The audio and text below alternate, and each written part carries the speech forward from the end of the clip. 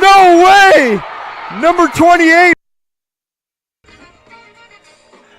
Hi, everybody, and welcome to playoff football here in Kern County. What a great intro. Great job, Yeah, Kyle. absolutely. A lot of great work there. We're at Highland High School. Vance Palm, Kyle Wiley, Julian behind camera. First week of playoff football in 2017 for the Kern High School District. This is KernHighNetwork.com. Boy, that's some great footage there. Was that the long-haired, flowing Scott Douglas from West High School back in 77? Absolutely, 77. And Daryl Green running the rock, too, as well. And Scott Douglas, one of the most humble guys you'll ever meet. You actually rewatch it. He's waving his hand like, throw me the ball. I'm open. Just give me the ball. Man. Hey, great stuff. The archives of Kern High School football. Yeah. And now we rush forward to 2017. Yeah. Great story tonight. Round one of the playoffs. The Highland Scotsmen hosting the West High Vikings. Kyle, there's a lot of different storylines here. Let's start with that last clip that you showed there. You called that game. And Highland on a Hail Mary to up and south and to continue with their undefeated season. And I think, Kyle, everybody from that point on, I remember talking to you on the phone after that game and thinking, this is a magical season. They're going to ride this thing all the way to Cinderella's Castle. However, last week, who would have thunk it that they get buzzsawed by North High School, but it happens. First, let's talk Highland High School football this whole season. I'll probably say the only one that thunk it was North High School that thought they could beat them right there. I'll tell you, a magical game that you look at, Cade Sakamoto coming in the clutch. A lot of great things that they've done this year. They've been on hits of the week on various media outlets and all that stuff. Fast, aggressive defense that they have, but they have a fast, aggressive offense, and they want to play up-tempo, both on the offense and defensive side of the ball. Zeke Arambulo, I want to bring his name to the attention. He's number 10, kind of that second quarterback next to Cade Sakamoto. Last week broke his left collarbone, and he's a lefty quarterback, and he's going to be out for playoffs. I'm just talking to him before the game. He said, right when I fell down, I knew it was broken. I just didn't want to believe it. And he's a great kid, humble. He's like, I just wanted to play tonight, coming off that. And heart goes out to a kid that loses, especially during playoffs. West High Vikings, we had them at Stockdale High School early in the season, and they looked really, really good. And they have some very talented players. LJ's one of them, and talked to his father a little bit before we went on the air. Coaching staff here, they've got some old veterans in Wyatt Ross. I don't mean old Wyatt, don't get mad at me. Some veteran coaches in Wyatt Ross, along with Dunham, the new coach here. And everybody loves Coach Dunham at that school. The program's bought into what he's saying. I remember watching the West High Vikings warm up out in the Stockdale baseball fields before that game that day, thinking, man, they have got some big kids. And they have about 3 sophomores that are in skill positions. And I was talking with the offensive coordinator, Brandon Parks, before the game. He says, we're young and we're up and coming. And Laulu, and we're going to call him LJ throughout there because I don't want to butcher his name, but he's number 34. He's got 938 yards rushing this year. They've only played 9 games. So they actually have a week 1 bye, and then they have that heat day. So they only got 9 games in their schedule. He almost rushed for 1,000 yards. So they have a lot of talent. Obviously, their big-time player is Donta Mason, number 2, and he is a player. He is a receiver. He's a running back. He kick return. He kind of does it all for the West High Vikings. As Julian pans over to the field, we saw the bagpipes already enter the Scotland Yard here, and it's a fun night. When you get into the playoffs, it's a Thursday night football game because of Veterans Day falling on Saturday. Tomorrow, everybody's got the day off. So, well, not everybody, but the kids don't have to go to school tomorrow. So, a fun night here, a Thursday night, and Scotland Yard starting to fill up here on the home side. The West High crowd still getting into the turnstiles to get over there. I believe it's going to be a really, really good football game between 2 evenly matched teams. Let's see how Highland bounces back from that devastating, disappointing loss that would have given them an undefeated regular season and a sole possession of the SEYL. Is what it is. It's in the past. Will they have an axe to grind tonight and take it out on West? Or will the Vikings say, hey, we're finally here. It's our time, and we're going to go further than anybody thinks as 5-4, 2-3 in the SYL. And just looking out before we get in the national anthem, it looks like Highland is going to be receiving to start out tonight. So see how that fast start that they want to get off to. As we always do here on KernHighNetwork.com, we stay with the national anthem so we can enjoy it with our audience. And you can hear the bagpipes getting warmed up, and here comes the announcements. We'll step away from the mics and enjoy our national anthem with you. Tonight, the national anthem is performed by Juliana Masrani.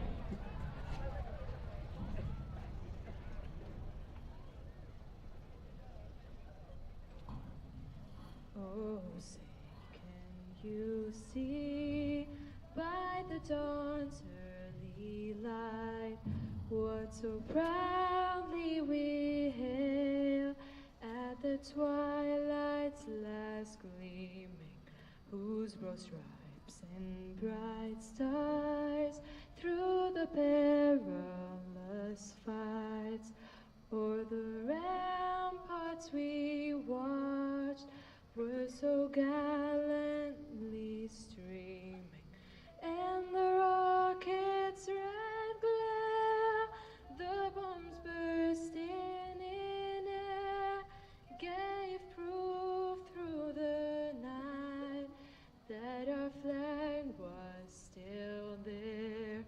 Oh, say does that star-spangled banner yet wave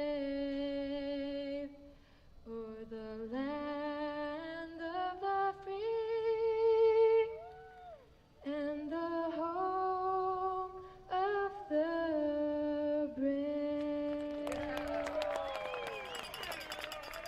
Thank you, Juliana Mazzrani. Well, that was perfect. Juliana Madrani singing the national anthem, and it's one of the unique evenings when the national anthem performer is up here with us. Now I have people calling me out. Hey, Vance, watch that number 2. Let me see who this number 2 is. Who am I getting words on? Who's looking up here Noah at me? Ramirez. Yeah, there we go. Hey, what's that cat's name? The Ramirez family on me early. But I don't think that's going to be a tough deal to keep him in the spotlight tonight at all.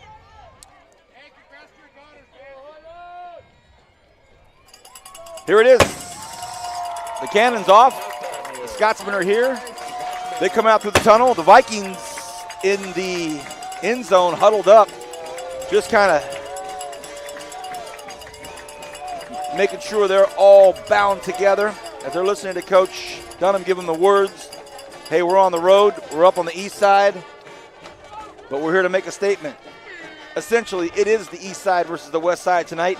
Highland hosting West here on KernHighNetwork.com. Pleasure to have everybody with you. I'm Vance Palm, joined by Kyle Wiley, the main man, with us tonight. Young lady, you did a fantastic job. Congratulations. That was great. What's that? Did I sound really You sounded very fantastic. Great job, babe. Good for you, Juliana. A fun little festive night here, Kyle. Absolutely. And Vance, I just want to say thank you to you throughout this whole season. We've been through a lot of games together, Yeah. a lot of different places, great games. We've had some blowout games and some things, but the one thing that's great about the Kern High Network this year, we've covered every single high school in the Kern High School District. Congratulations. From Kern Valley, right? That was a fun game where they're out playing Rosemont, and don't want to forget about our people in Lake Isabella, to Shafter Wasco last week, which was an exciting game to see Shafter get off the snide after 10 years of what the Wasco Tigers called the decade of domination. So it's been great to see that. And you've called some you had a great game last week. Liberty BHS was a great game. And we're going to, hopefully get that game next week where we can look on that. So a lot of great things happened this year, and just appreciate your efforts, my man. I really do. Back at you. I know we would call one game and be looking at your game. Absolutely. And that's what it's all about. KernHighNetwork.com is just here for our student athletes and the administration. Everybody has been behind it 100%. We have some really fun and exciting things coming up in the wintertime and possibly in the spring. We just had one of our wrestling correspondents come up here and deliver some food, so appreciate that as well. I thought the IT doctor might be here tonight, being that we're on his home turf, but the Bentley's riding easy tonight. No work. Little 3-day holiday he's getting ready for. One thing I also got to say, you negate to mention this, but we had one of the classic volleyball games the other week, BHS Liberty, to finish it off, and those Palm sisters. Got to brag about your daughters every now and again. Someone's got to do that. So fun time. Yeah, fun time. Well, here we go. Listen to this. We're right above the Cowbells and the family members of the Highland Scots, so it's going to be a fun one tonight, and it is all about round one of the playoffs. Westside will kick off. Highland's going to have the football first. And talk to Coach Gutierrez before the game. He just wants to get off to a fast start. What they want to do both on offense and defense is get off to that fast start. And their offense is predicated on quick tempo, no huddle. 2017 playoffs underway. A low kick, a burner taken at the 25-yard line, went right into his hands like a line drive to a shortstop, and it was taken out there.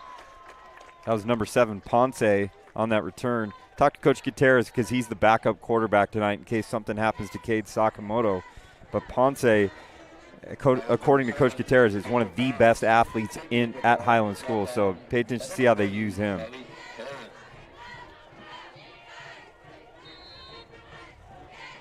I've always called him Ponce, the public address announcer, and it said Ponce. Ponce. We're going to go with Ponce. All right. Here we go. 1st and 10, Highland at their own 35-yard line. One back in the backfield. Flushed him out quickly. West High all over him, and it's picked off at the 40. Oh, goodness, this might go all the way. It could be a pick six, and it is. Donta Mason reads it. The pressure was on, and wow. First play of the game. Sakamoto rolls to his strong side, the left side. He was under pressure, so he floated it out there. It was behind the receiver, and Mason read it the entire way, fingertipped it, and that is one very big, strong athlete, and he was gone to the races. So on the first play from the line of scrimmage, the West High School Marching Band is up on their feet, and they're playing their fight song. It's 6-0, just like that. The holder for the field goal is quarterback, yeah. Gabriel Salcido had to run on real quick and say, oh, my goodness, I'm on the field already. And the field goal is through. So it's a 7-0 football game after one play from the line of scrimmage, and it wasn't the offense for Highland. I mean, it wasn't the West High offense. I mean, as a coach, you got to be way excited about getting off to a great start like that, and I'm putting up the graphics, and all the replays are kicked to Twitter at KHSD Athletics. But Donta Mason, what a start. You saw the +1 pressures that were brought on by West High's defense right there, and read the flats perfectly. It looked like they were running a vertical combination going up there to take a shot to start the game off, but credit the pressure and the defense by West High to start this game off. Goodness. It's as if West High School received the kickoff because they'll get it to start the third quarter. So if you've just made it to KernHighNetwork.com, 16 seconds in, and it's already 7-0 West. Here comes the next kickoff. This one is a little more orthodox, yet we have a flag. I think it's going to be offsides. We're a little speechless. We're trying to figure out what just happened in well, these for 16 seconds. To re-describe the play, Sakamoto rolls to his strong side, which is the left. He was really under duress, so he got rid of it because he had his receiver in the area, thinking that if nothing else, it'll drop safely behind the receiver. But Mason had a beat on it the second it left Sakamoto's hands, and he was gone. And re-looking at the play, they brought 6, and so that 6-man pressure against a 5-man front, because they went 2-by-2, really allowed them to get the pressure right in Sakamoto. So there was a mismatch. There was that +1 pressure that we talked about. So what a start. Offsides on that kickoff for the Vikings. Ryan Harding, by the way, is your kicker / wide receiver.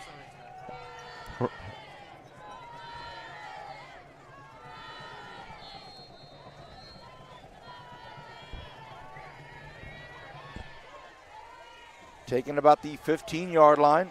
Highland now trying to rebound. What can they do? Oh, flag on the play. Couple of flags. Big contact. Still on his feet. I thought I heard a whistle for a second, but he goes down at the 40. But 2 flags. One was the side judge. The other was the white hat. And in the same area. So one can guess and assume that it might be something of the holding variety. And it is. So that'll come back even further for Highland. So Highland right now smarting over a couple of mistakes. One, an errant throw, and the second, a hold on what was a pretty good run back. And they needed that good momentum on the run back. Didn't get it. Pay attention to number 20, Dante Davis. He's a real game changer for Highland. They got Lewis and they got Sakamoto, and they have different runners in there for Highland, but he is the factor back that brings an extra element of speed that the others don't have. Highland 8-1 overall, 3-1 in the SEYL. The West High Vikings 5-4 overall, 2-3 in the SYL.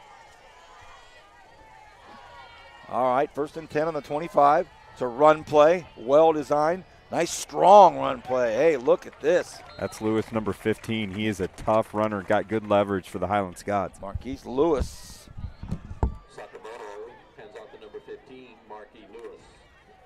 So Marquis Lewis with the first carry, and he gets 8 yards. 19, Bailey.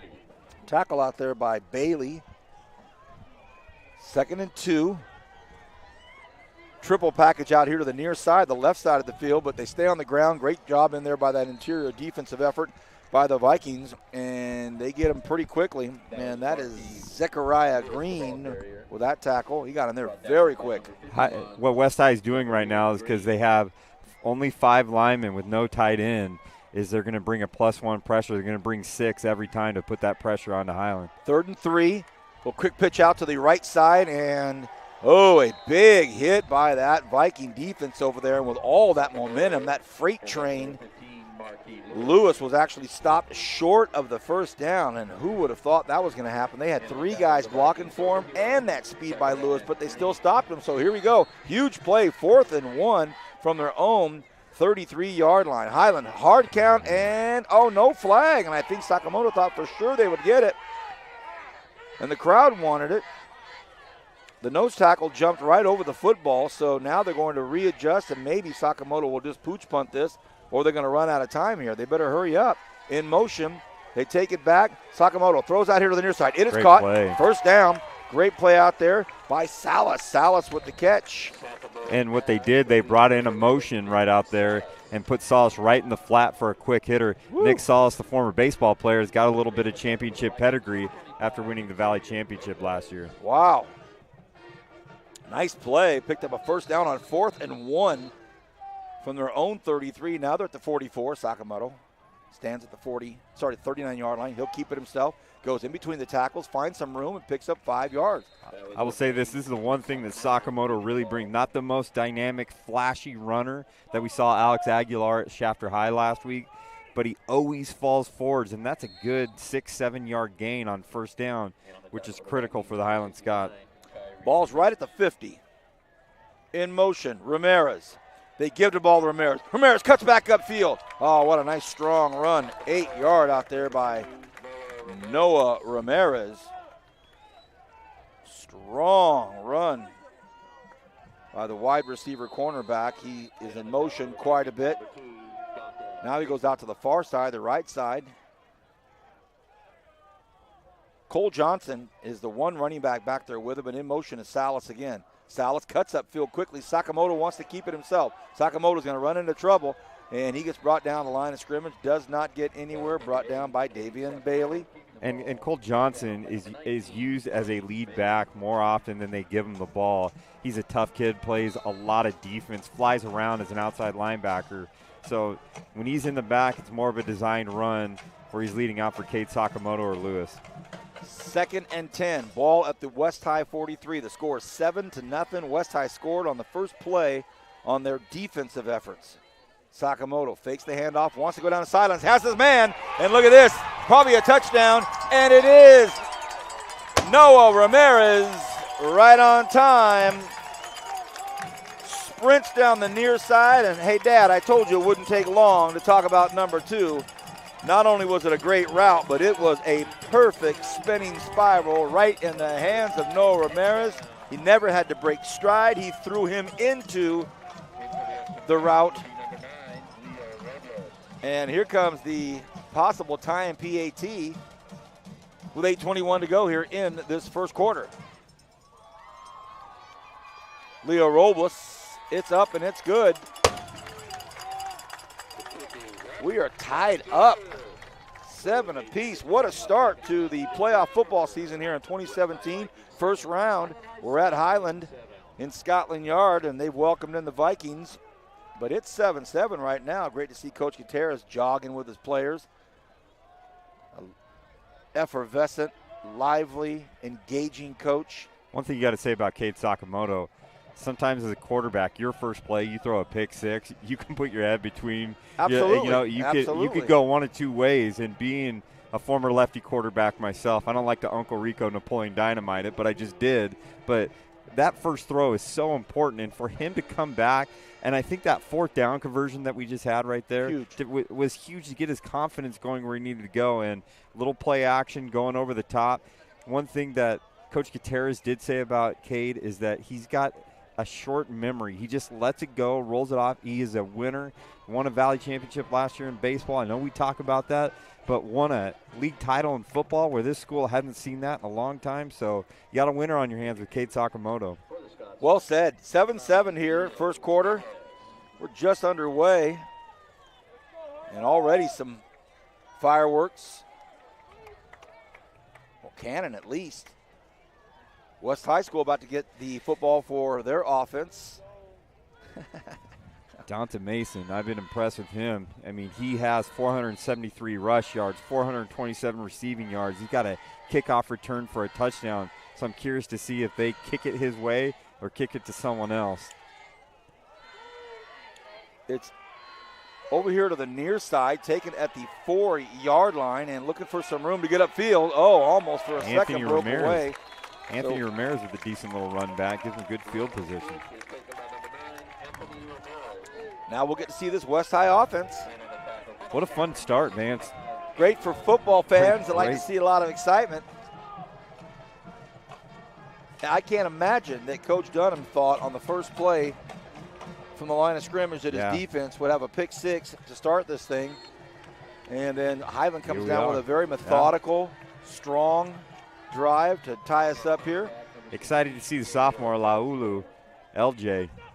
Gabriel Salcido. Monte in motion. They pitch it to him. Dante Mason cuts back up. Oh, what a big hit out there. Some great contact. Nice job out there. Got hit by Cole Johnson, of course. Cole's laid the wood quite a bit this season.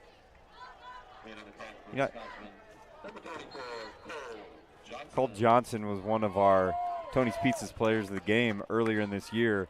He can hit. He is all over the field. Tough little kid out there. I say little kid, but man, he's a stud. He's hitting hard. Salcido brings everybody up in tight. Hands the ball off. Wow, good fake right there by the quarterback. Wow. Got us all faked out. Man, oh man. Gonna set up third and short. That was a great fake. You know, and with this double wing option attack that they're looking at, they're going to try a lot of different things to get their players. I think it's a smart systems approach to use your athletes right here. Well, they're so big. I mean, they are big up front. You look at that West High offensive line. They are huge. And here comes the pitch out to Mason. He's got a lot of room. He cuts back up against the grain, and he is still on his feet. You can't bring him down to the 39-yard line. He's just chomping up yards. So if the first half of the first quarter is any indication, get ready for some rumble and tumble and bumble in football. 7-7, we're tied up. Just under 7 minutes to go in the first quarter. And you notice the linemen up front, they're chop blocking right off the bat, so they're getting sucked in the middle and then allowed Mason to run free on the outside. Big blue H at midfield lets you know where you're at. The world-famous Scotland Yard. There's also one in London. 1st and 10. World traveler, Vance Palm right You just got that. By the way, very nice hat, Kyle. Drop back pass. Salcido wants to go to the near corner. Floats it out there. Will Mason get it? Oh, man, will not. But they go to the air, and they come down here to the near corner. While we have a stoppage of play for a moment, Julie and I we really wanted to Julie and I wanted to compliment you on your really nice KernHighNetwork.com hat. Exclusive. Well, I guess so. I mean, Cornford's been doing this, one season, and he has one. Kyle, Kevin Willie. Who's Kevin Willie? Christmas is right around the corner, so you guys will get something coming out there. So you hear that, Julian? It's in the mail. Some big Christmas stuff coming our way. Big Christmas stuff coming. One of Kyle's lids. One thing, get back to this game. What I really like is the utilization that they are with Dante Mason. We see him in a toss sweep, and we see the vertical game right here as well. So Coach Dunham trying to get the ball in his best player's hands early. Keeper by Salcido. Highland defense reads it perfectly. Nothing. You know, you have that option of Joseph Maya out there waiting for the pitch. The big fake handoff to Martin Rosales also creates a lot of attention from that Highland defense, but they read it perfectly and gobbled up Salcedo. 3rd and 9 now with 6 minutes to go in the first quarter. Highland hasn't seen a lot of the triple option game, so this is brand new for them. Or West, they run it, but they also meet Independence, who also runs a little bit of triple option. So curious to see how Highland responds to that. Well, there was some motion there. The crowd saw it as well. No call. And Martin Rosales. LJ. Big LJ. Oh, that's LJ. Leoano Laola. And we just call him LJ. Tried one time. I gave it one shot. One shot. 4th and short. West High going for it right now. Of course. Salcedo picks up the first down. 2 yards that he needed to get, and it'll be 1st and 10 from the Highland 27-yard line. So West High looking good. A lot of young talent and skill guys for the West High Vikings. You have Joseph Maya, number 6, who's a sophomore. Laulu, number 34, who's a sophomore. You got Anthony Ramirez, number 9, who's a sophomore. They're all skill guys out there, so bright future for the Vikings. Devontae Sweeney almost standing on the West High sidelines, but they give it to LJ, and the big running back just ran over it. Funny story, his dad came up, and Mr. Laulu just said, hey, why don't you just go ahead and call him LJ? And Kyle said, well, that's what we do call him all the time. And he thought we were the public address announcer. So Kyle said, no, you got to go inside to talk to those guys. He goes, can you just call him LJ? I guess the family just would prefer that at least it gets named correctly. Yeah, absolutely. 1st and 10, Vikings plodding along. Single back right behind Salcedo is LJ. Wants to throw. Flags fly. Flags on the play. Might have been a little motion there by the Vikings. It's actually going to be timeout. They called a timeout.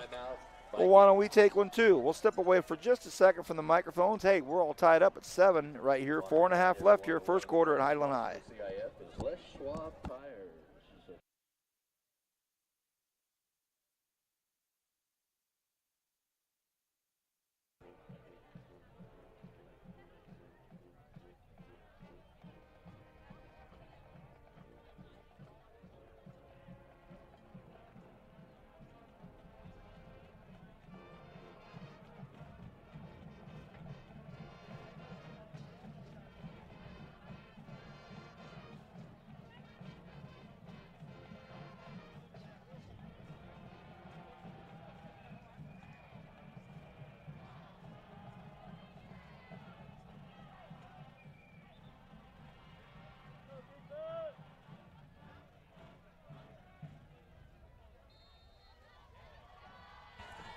Welcome back, everybody.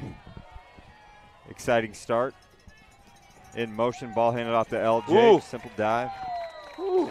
Man, that's Scott's defense. They swarm. They want to play aggressive like they want to do offensively. Isidro Reyes. I remember him from week Tony's Pizza Place. 6, I think, or whatever it was we had here. Early. Oh, goodness, what a hit. Yeah, he's Tony's Pizza Player of the game. Isidro Reyes is he's a big boy in there. Make sure to follow all of our replays on Twitter at KHSD Athletics or on Facebook, Kern High Network.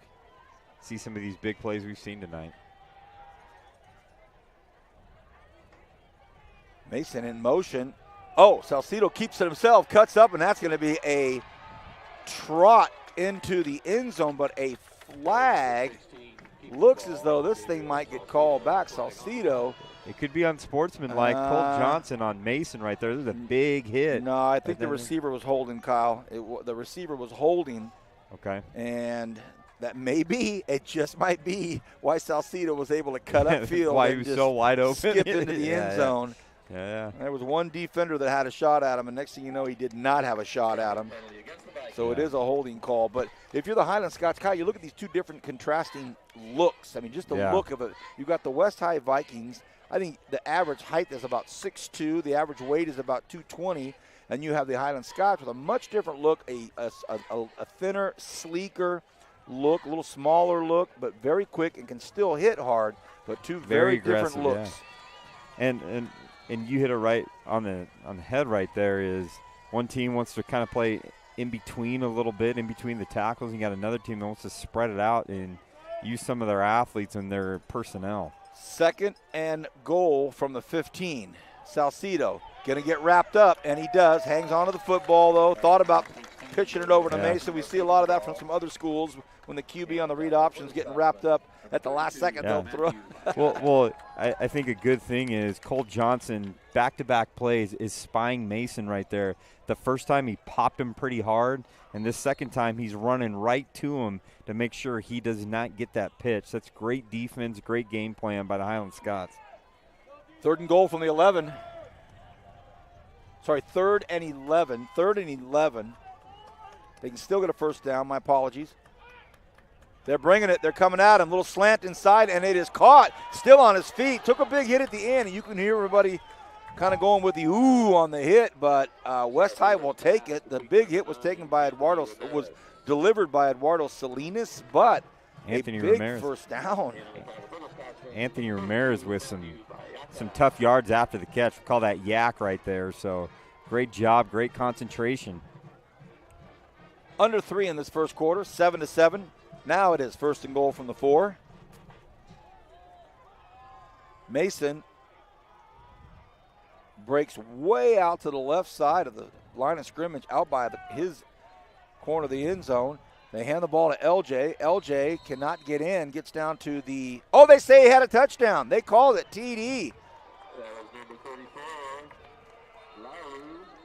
One ref holds up the 2 fingers for 2nd down. The other, the line judge, who's standing on the line of scrimmage on our side, had his hands up, ran in. They're going to confer right here, see what it is. Oh, boy. Big call. Not that I don't think the Vikings can't pound it in from here anyway, but what's the call going to be? 2nd down. 2nd down.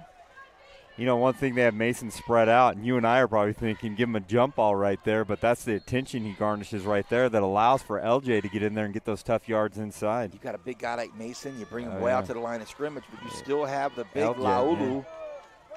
So now it is 2nd and goal from the 1. Now both big backs, an offset eye, and they try to give it to LJ, and he just plows his way in. Oh, he was hit early. And now it is definitely a touchdown. He kept his legs churning. Wow. Look at the leverage. And I like to give a shout-out to my man Julian right here. Captured great video of his legs churning. Good job, Julian. 13-7. We'll see if Harding's PAT can make it 14. Very impressive drive by the Vikings. The snap, the hold, the kick, and it is more than good. So it's 14-7 West High School.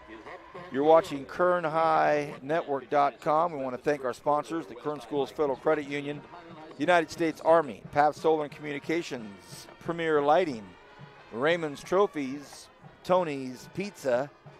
Thank you for those great people getting on board all year long, making it a fun time. Man, we had some fun games this year. Oh, yeah. Rick Van Horn, Rich Cornford. Rick Hutchins. Oh, yeah. Tom Myers. How do we forget Dr. Tom Myers? And Dr. Emma Stojakovic. Louis Amisto. I was rolling through some old photos of the last few years here in Kern County and doing some history and doing some work for some stuff that I'm working on. And, man, great to see so many great faces that are involved in this Kern County sports landscape. Steve Lynch next door to us in the room covering it for print. And we a lot of fun. You hit it right on the head, though. I'm going to say, sorry to cut you off, but, I mean, we have all the media out here. I just love how our local community really rallies around these student athletes, because at the end of the day, that's what it's about, is these student athletes right here. Under 2 minutes to go here, Kyle, in this first quarter. 14-7 West, up by a touchdown. And it's going to be taken back at the 4-yard line. There he goes. He's got some space. There he goes, ladies and gentlemen. I called it. Dante Davis right there. A battle. Still on his feet. Wow. And the kicker, Ryan Harding, tried to bring him down. And Not having any of it was Dante Davis. With a long kick return for the Scots.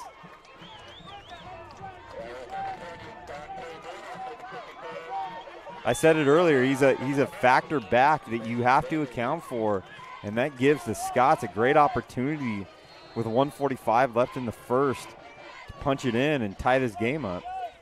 Goodness.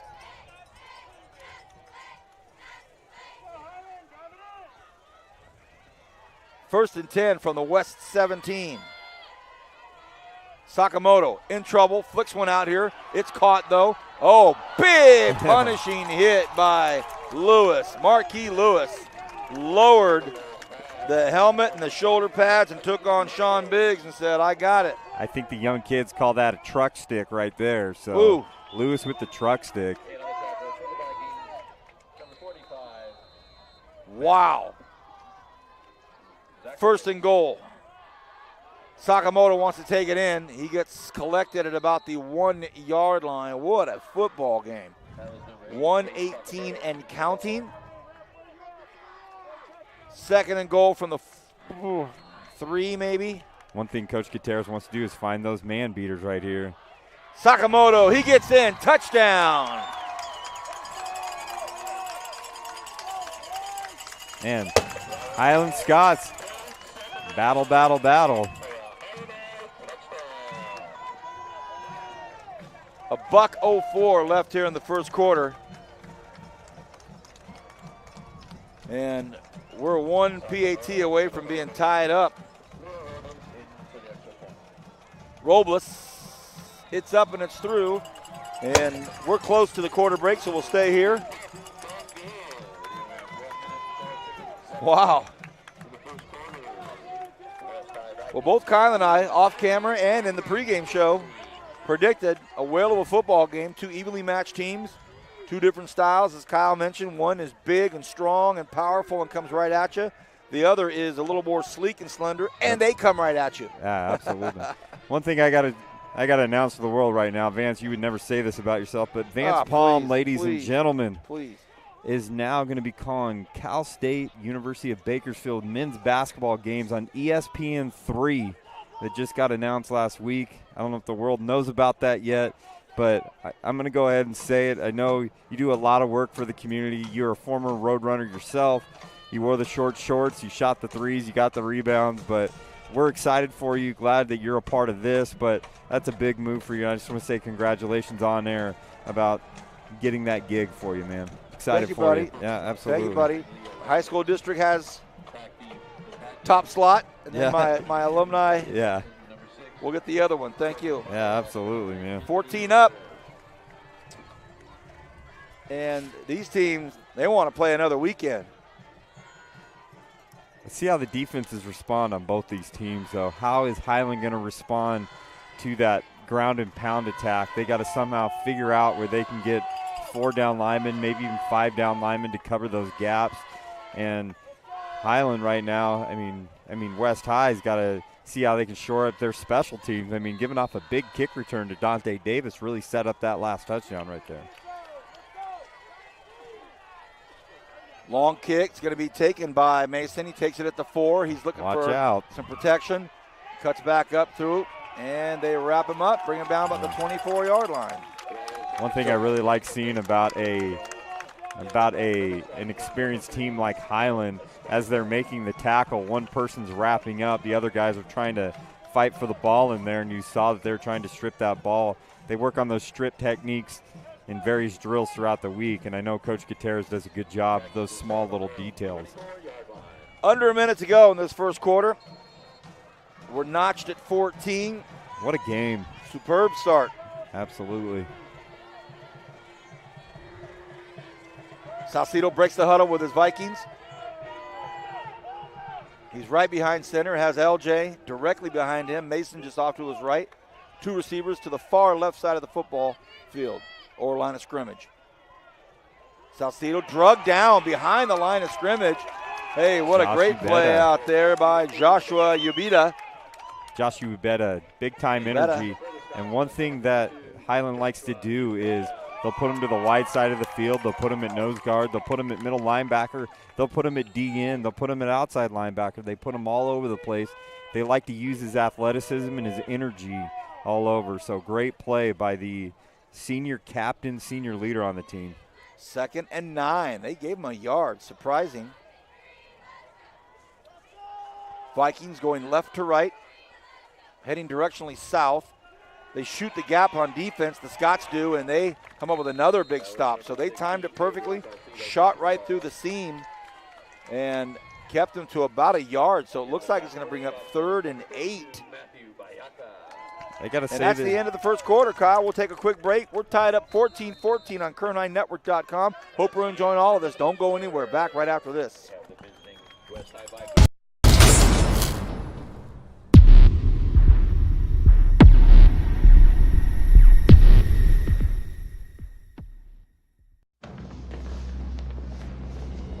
Every team trains hard.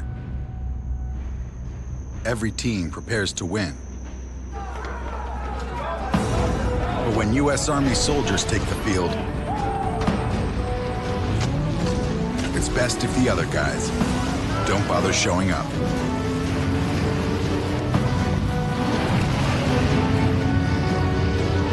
See if you have what it takes at GoArmy.com/team. One thing about Kern Schools is you get to do your banking your way. I'm a traditional banker. I still like writing checks and visiting my branch. As a millennial, for me, it's all about the mobile. And I'm somewhere in between. I still do everything online or through an ATM. So no matter how you do your banking, Kern Schools is always there. That's why we're the #1 financial institution in all of Kern County. Take advantage of our low mortgage rates, including 60-day rate lock at no cost to you. Purchase or refinance your home today. Welcome back, everybody. Tied up at 14 here. We're going to start the second quarter here at Highland. West High School scored quickly. Highland answered. West scored again. Highland answered quickly, and big kick return to set that up on that second touchdown for Highland. I like Saucedo. He's got a good grasp of this triple option right here. He wants to throw. Does quickly. Caught out there by the big fella. Watch it's out. Mason. He's looking to get to the outside. Some good blocking. Oh, actually, the receiver blocked his defender right into Mason. Yeah. Really nothing he could do. Great job by Andrew Lopez. He was staying with it, but he happened to block his man, Matt Esparza, right into the path that Mason was going, and they both paid the price. They both got ran over. As our cameraman Julian said during the break, that was a great first quarter. You know, the creative ways that Coach Dunham is coming up with to get Mason the ball. We see him a wide variety of ways, whether it's a drag, a fade, a toss sweep. Good game plan. Salcedo keeps on the pitch option, runs into some serious contact right at the top of the right leg of the letter H at about the 48-yard line. Should bring up a second and about 7, we would say. Yeah, Saucedo very crafty. Not the fastest, fleetest of foot, but I say he's very crafty, and I could just tell he's got a good grasp of an option offense. A lot of mesh points, a lot of work to getting that timing down is critical for them. 2nd and 6, they say. Wow. Big contact in the backfield. They give the ball to LJ, and he is hit quick, and he is thrown for a loss. And of note, we'd like to let you know Marky Lewis is over here on the sidelines, number 15 for the Highland Scotsman. He's kind of working his left leg, left ankle. The trainer's kind of having him work his left leg, get it up a little high. It's tough. And Marky Lewis is not only their running back, but on defense, he's got 10 sacks this season, 63 tackles. So he's a dynamic two-way player for the Scots. So it's key to look at what he does. Rumbling right now. What you hear is the Highland crowd pounding those feet into the stands, and on a big 3rd and 7 at their own 46, West High School going to think about this one. Last week, wrapped up the regular season. VHS was at Liberty. Liberty won sole possession of the title of the SWIL. Great game. Guess what? They get to play each other again. Yeah, you know, and that's a topic of discussion. It's been a topic of discussion. Works, yeah. You know, the playoff scenarios and how the northern schools up in the valley end up with the higher seeds, but it's kind of how things ended up this year, and that's been what my dialogue with, you know, all my cronies, if you will, or people locally here in the media, or the people that just talk about it. My dialogue has been kind of like, hey, look, if you look how it all kind of lines up, I think it's all pretty fair. Kind of makes sense. Sure, it just is what it is, and we have to prove ourselves. Coaches vote on it. They look at strength of schedule. They look at max preps and all that as well. Big play, Salcedo on a draw to Mason, and high fumble, balls on the ground. Oh, and it's picked up, or is it gobbled up by the Highland Scots? You know, that's a tough call right there. It looks like he was reaching out. It looks like the ground caused that, and they're still trying to figure out. I think they're going to call it fourth down. Ooh. That's a tough one. But either way, they're happy with the stop, but they could have had the ball at about the 36-yard line versus now where it ends up on a punt. Once again, another creative way they get Mason the ball. So we've seen a sweep. We've seen a fade. We've seen a little drag right here. This is an underneath counter that they give to him, and he's running in between the tackles right now. Give it to the coaching staff of Highland. They picked up on it. So here is the 4th and 5, maybe a punt. It is a fake. It is a fake. And look at, it's going to be a big one, and it is Maya. Maya looking for the end zone. Big contact. He delivered the blow himself. I didn't think they were going to punt that football. Big play, playoff game right here. Great opportunity. And just as I was talking about how engaging and prescient the Highland coaching staff was, the West High School coaching staff under Derek Dunham, offensive coordinator Brandon Parks, Wyatt Ross, John Guevara, Justin Neal, Sato Castaneda, they pull off one. Fake punt. Now all of a sudden, 1st and 10 from the 20. West High School, new life in this drive. Absolutely.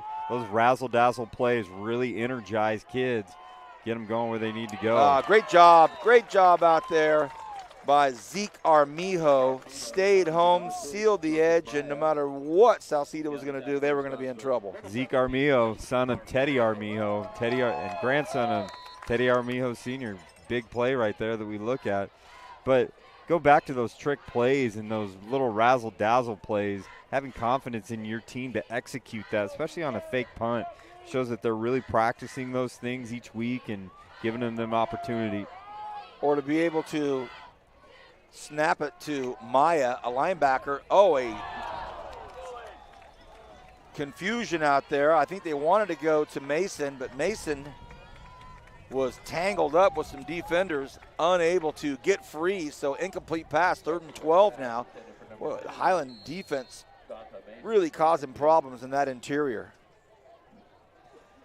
And they want to play aggressively, both offensively and defensively, and as they're stepping up, see if they get Mason, how they're going to get him the ball and how they utilize him right here.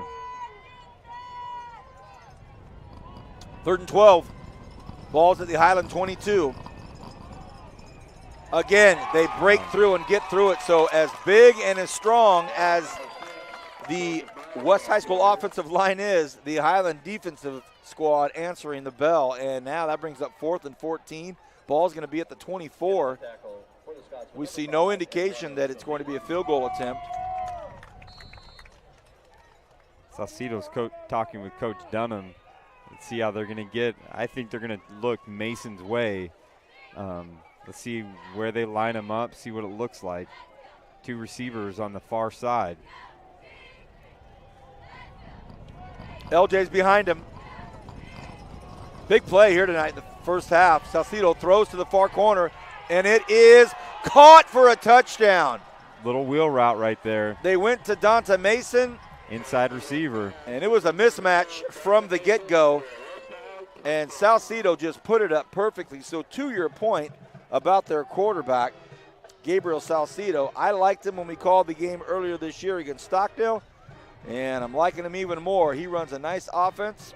And as much as that Highland defense has been swarming and making big tackles, West High School back up again, 20-14 on a 4th and 14. He spins a nice one to the corner. And just looking at the replay, Mason ran a combination route High with the snap. outside receiver. Ooh, super high snap. Got it down and got it through. So with 7:27 left here in this first half, we'll take a break. 21-14, West High School up. Hey, a lot of points already. 35 scored here, and we're not even halfway through the second quarter.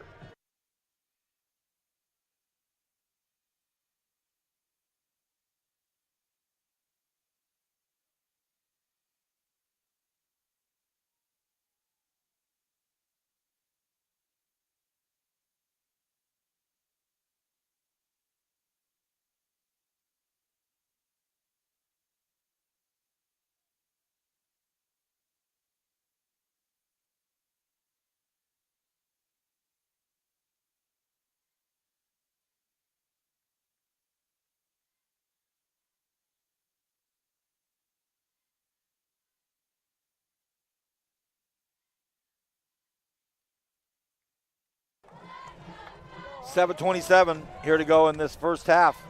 Kyle. Yes, sir. It's a race. Yeah, absolutely. Who's going to get to 100 first? Yeah, it's a great game, and Dante Mason, we talked about how they're going to use him.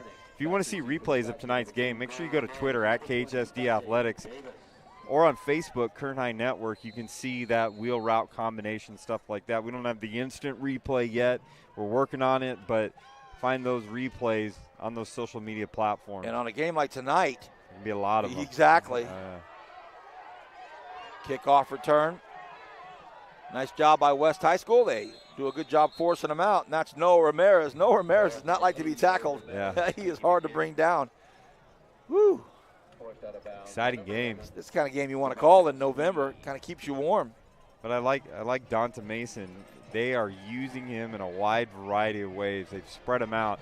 They used him as one of the wing backs in the double wing. They've done a toss sweep. They've run a combination route, and that combination route he ran with Anthony Ramirez left him wide open. And actually, he had a man out in front of him and a safety over the top, and because of the combination, he was able to run one-on-one and be able to get that touchdown. Okay, that's the voice of Kyle Wiley, our producer, director, and official title, coordinator of special services for the Kern High School District. Coordinator of school support services. School support services. School support services. Yeah, there we go. Hey, it's been a long season, man. It's been a long season. Man. We call it the triple S's. Yeah, I just call you the director producer. The man that has the green light to call me on Sunday mornings. The only one. My mom and Kyle Wiley are allowed to call me on Sunday mornings. Here we go. 1st and 10. Sakamoto has 2 out here, 2 over there. 1 goes in motion right now. They might hand him the football. No. Fumble! Ball's on the ground! Looks like West High recovered it. And the Vikings have the football, and it is 1st and 10 at the 14-yard line for West High School. Big turnover. Sakamoto, he bobbled it. And the second that ball hit the grass, there was a Viking on it.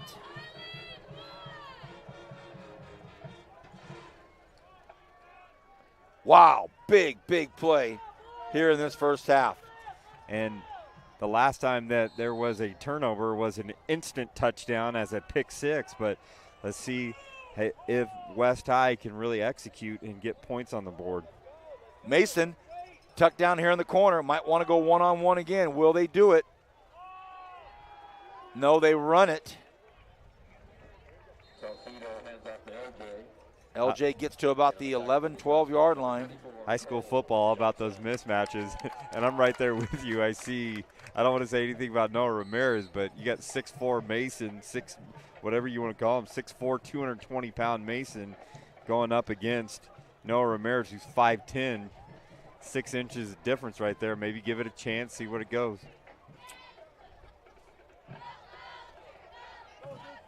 Six and a half to go here in this first half. 2nd and 8 from the Highland 12-yard line. West Side trying to get in again on a gift given to him. Salcido kicks it out to the far side, taken by Maya. Maya hit hard. Oh, flags though. Flags, and they may say. Helmet to helmet, maybe. Boy, the Highland coaching staff doesn't like it. But there was more than one flag. Yeah. And a lot of times that's a signal that. And they were on the same side, too. It was the near side judge, and it was the white hat, actually, that threw the flag. So they're conferring right now to see what they saw. Ooh, that was a big hit, too. And it would have put West in a 3rd and 8. And right now, Highland hanging on.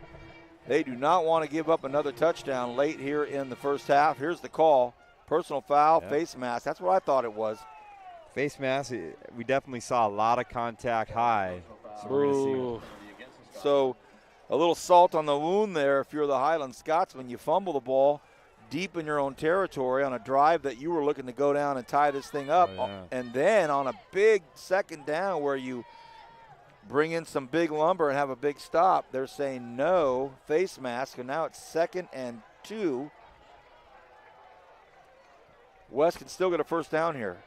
Noah Ramirez guarding Dante Mason right here. He's spread way out. So number 2 on number 2 over here. And that's going to be, well, should have been, I thought, a free play. It looked like it was Highland offsides. Interesting, they go half the distance. You would think it's a first down, and maybe they're trying to figure that out if they call the personal foul. So I'm wondering if it's going to be first down or if it's still going to be second down.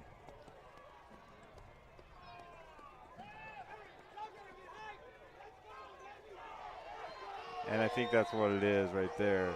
So it's going to be offsides, and it's still going to be first down. Right. Now, all of a sudden, it's 1st and goal from the 3. So this has been a bruising 5 minutes of football on your watches. Only 1 minute on the scoreboard for the Highland Scotsman.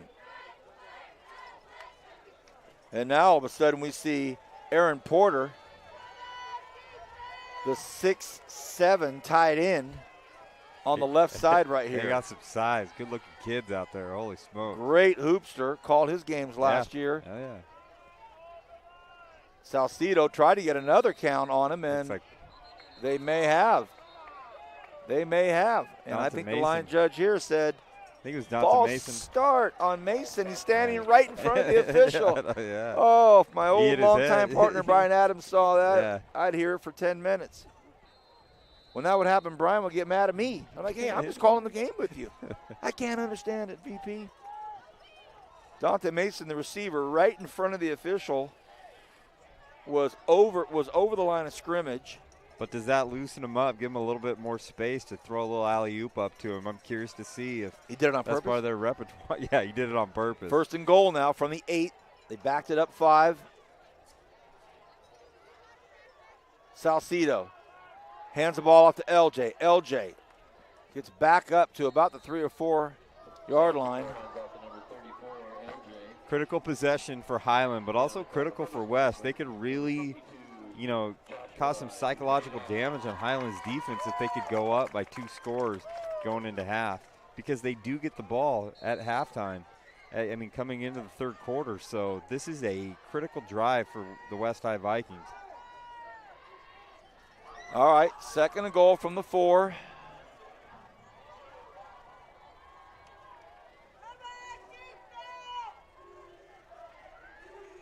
Mason,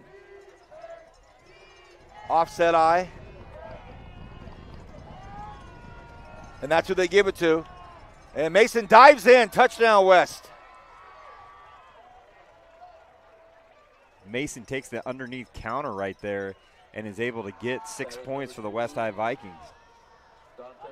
So the turnover, costly, as Highland looking to get doubled up here after the PAT. 4:27 to go in the first half.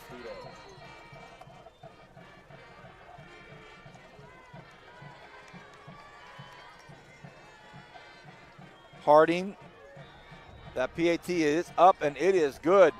We will step away from the mic for just a second. 28-14, 4:27 left in the first half. Don't go anywhere on KernHighNetwork.com.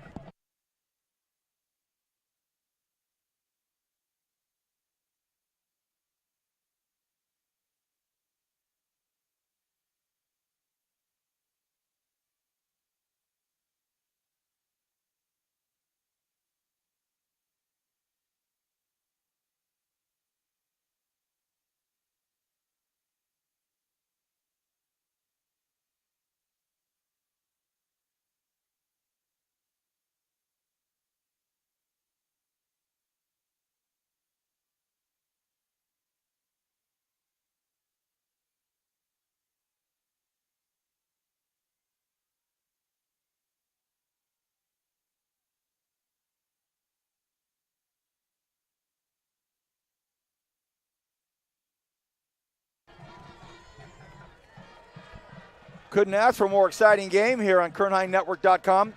I'm Vance Paul. I'm joined by Kyle Wiley. Julian's on camera tonight. And 42 points scored, and there's still 4:27 to go in this first half. Fantastic football game. A lot of highlights. Very opportunistic the West High Vikings have been on defense, special teams, getting those points. Dante Davis again. Looking to get outside, looking for room, stays with his blockers, patiently gets up to the 39-yard line. Really nice run. So Sakamoto's going to come out with his offense. 4:17 to go here. First and foremost, take care of the football. See what they can do here. And I think they have to put 7 points on the board going into half. In this game you do. In this game you do, because if they don't put 7 points on the board, West High starts off, and Highland hasn't demonstrated that they can stop West High. So we'll see what happens right here. 4-man front for the Vikings. 3 receivers to the left side of the line of scrimmage. Sakamoto throws out here near and close, gets it to Davis. Davis shoved out of bounds at about the 46-yard line, but there were flags here, and the White Hat called it quickly, a holding on Highland. Now the boo birds starting to come out from the Highland crowd, thinking that they're getting picked on a little bit. Anthony Ramirez, solid little player for West High. He plays both sides of the ball, kind of as a receiver, running back type, but he's also playing that linebacker, so he's got a promising future. He's just a sophomore, so a lot of talent for that, but holding brings the Scots back significantly. 28-14 is your score. West High's up by 2 touchdowns. There's 4:12 left in this first half. Sakamoto stands at the 20-yard line. Now flags, whistles again go. I think more than anything, they weren't set to go. They hadn't given the green light yet, so no penalty, no flag. And this has got to be frustrating for Highland because they are predicated on tempo and rhythm and momentum, and it's being stalled right now. Yeah, great point, Kyle. Great point. There's Lewis right there. So he's back in the football game. Marky Lewis.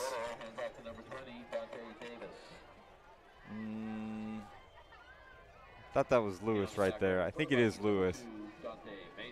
Yeah, that was Lewis. Running into Dante Mason right there. Two forces right there. Triple package here on the right side of the line of scrimmage, right below us. Sakamoto throws, has a man wide open, and it's caught. What a fantastic catch for the first down. Nick Salas diving, stretching out, lunging out, hangs onto the football. And if he didn't have to dive, it would have been 6. You know, the little bit better ball, it's hard to ask that because he puts it right on the money, but if he didn't have to dive, that's going to be 6 right there, as you said. That had touchdown written all over it. Quick offense. Here comes Lewis again, and he is definitely hobbling. He is not running at full strength, and then he just gets gang tackled there after a gain of about 3, but you can see that Marky Lewis is not at full strength. And that's going to be critical for the Highland Scots because they are a spread team, but if you look at their numbers and their data, they actually run the ball more, have more rushing yards, more rushing touchdowns. So they want to try and run the ball, and like you said, he's hobbling off right now. And he's got to make it off the field. I think Coach Gutierrez is going to call timeout. And you know what? Not a bad timeout anyway, actually. It's not a bad timeout anyway. Get everybody just kind of regrouped. As the timeout was called specifically for Marky Lewis to get off the field in time, and he's banged up. But I think it's a good timeout anyway. You've got all of your timeouts. Go ahead and call it.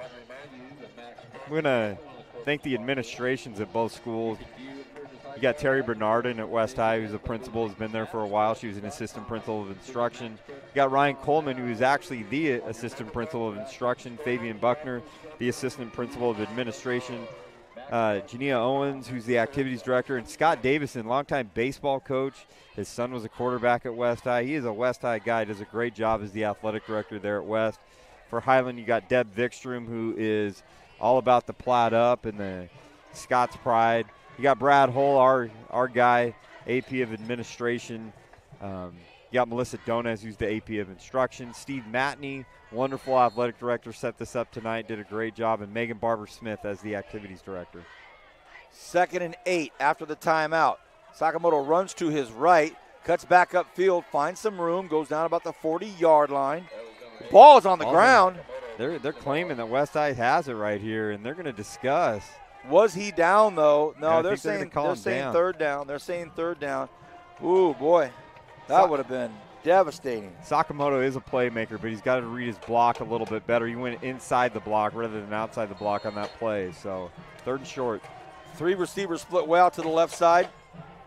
As Kyle said, 3rd and short. Oh, the stiff arm got him the first down. So big, strong run out there by Cole Johnson.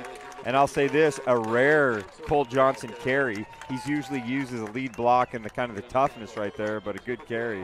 Man, that stiff arm bottom the first down. He comes off the field, no huddle offense.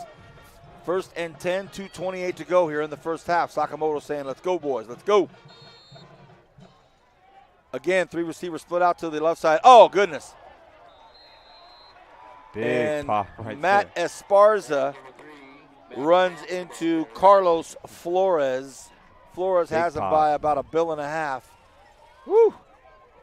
2nd and 10. No, 2nd and 15. I was going to say they had to move that thing way back. And with 2 minutes left, Highland must score right here. Sakamoto flushed out of the pocket. Very agile. Has a lot of real estate. Think he wants to run. Throws, and it is picked off. Oh, should have been.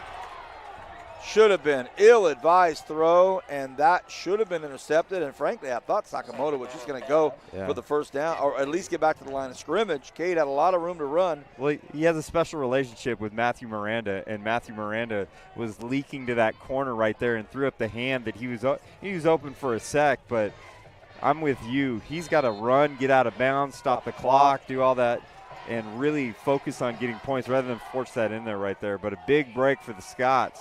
3rd and 14.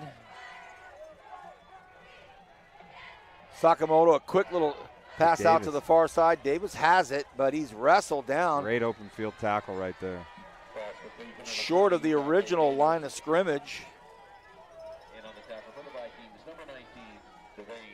They do say that he was out of bounds. Devane Bailey with a great open field tackle right there on Dante Davis. 4th down. No look whatsoever at a punt. Sakamoto, 4th and 12, and movement everywhere, and that's going to be on Highland. Good hard count. They want to get them off, make it a little bit more 4th and manageable if it is indeed 4-down territory that we have right now. I'm sorry, I meant West High School. Said Highland, but I meant West.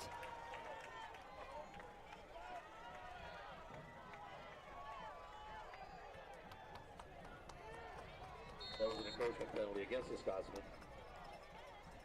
So now that makes it 4th and 7. Sakamoto drops straight back, has a little bit of time, floats around and has the man wide open, and it is a touchdown. Wow. It is a Great touchdown call. on a 4th and 7. They converted on a 4th and 14 earlier that set up their first score of the night, and this time Nick Salas on the wheel route all the way to the back corner of the end zone, and Sakamoto put it right on the money, and that was a much-needed touchdown by Highland. We saw this earlier in the game. Remember earlier on 4th down, they had a huge conversion where they did that same motion in the flat. This time they did that same exact motion but wheeled them out. Big, big touchdown. 21-28.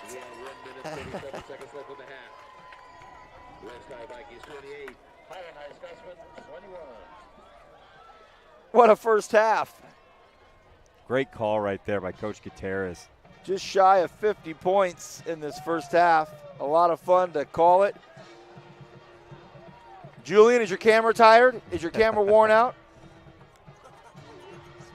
Right.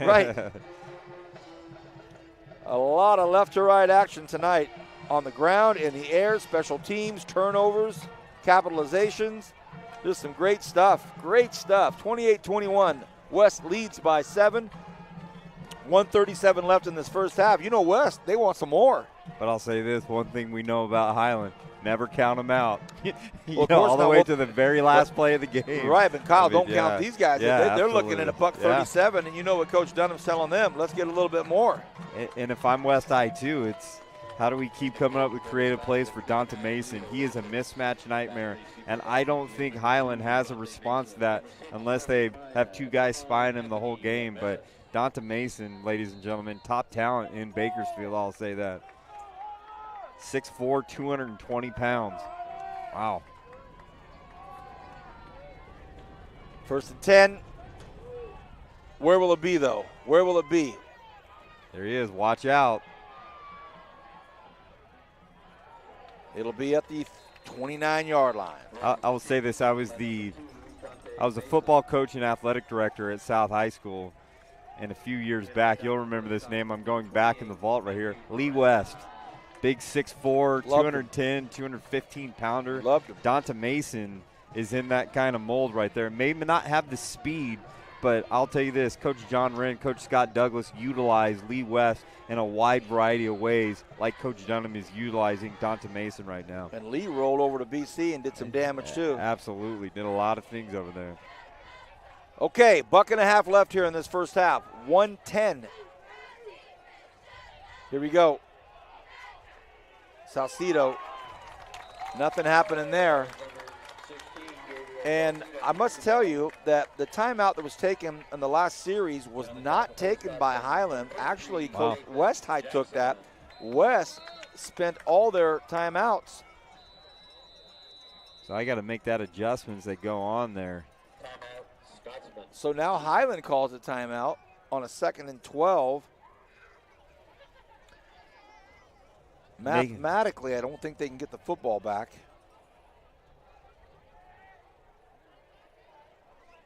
Maybe. If they can get it to 4th down, force them into a punting situation, there's a chance.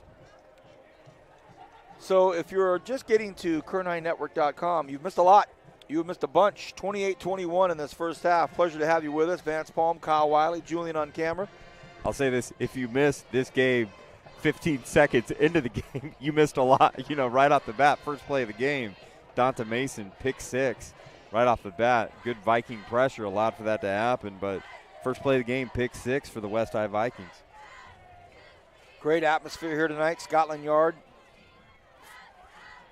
packed on the home side. West High, not bad. West High traveled pretty well. I'll tell you what, they were able to pull off a W here. Start making some noise. 2nd and 12, and that's going to be movement. That'll push the ball back even further. Now, Salcedo's thinking that it's Highland. I think it's a false start, the left guard. Yep. Went a little too quick. Penalty against the Vikings.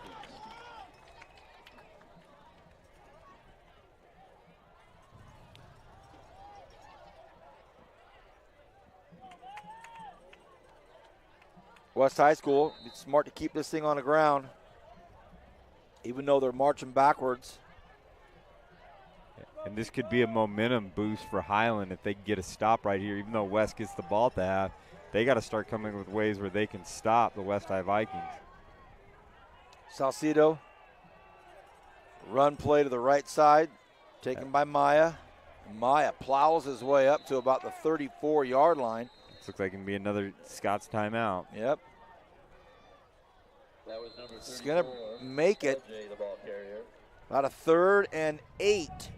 The clock is stopped. Coach Gutierrez taking another timeout, and he has one more to go. So, yes, Vance, it is mathematically possible that they can get the ball back.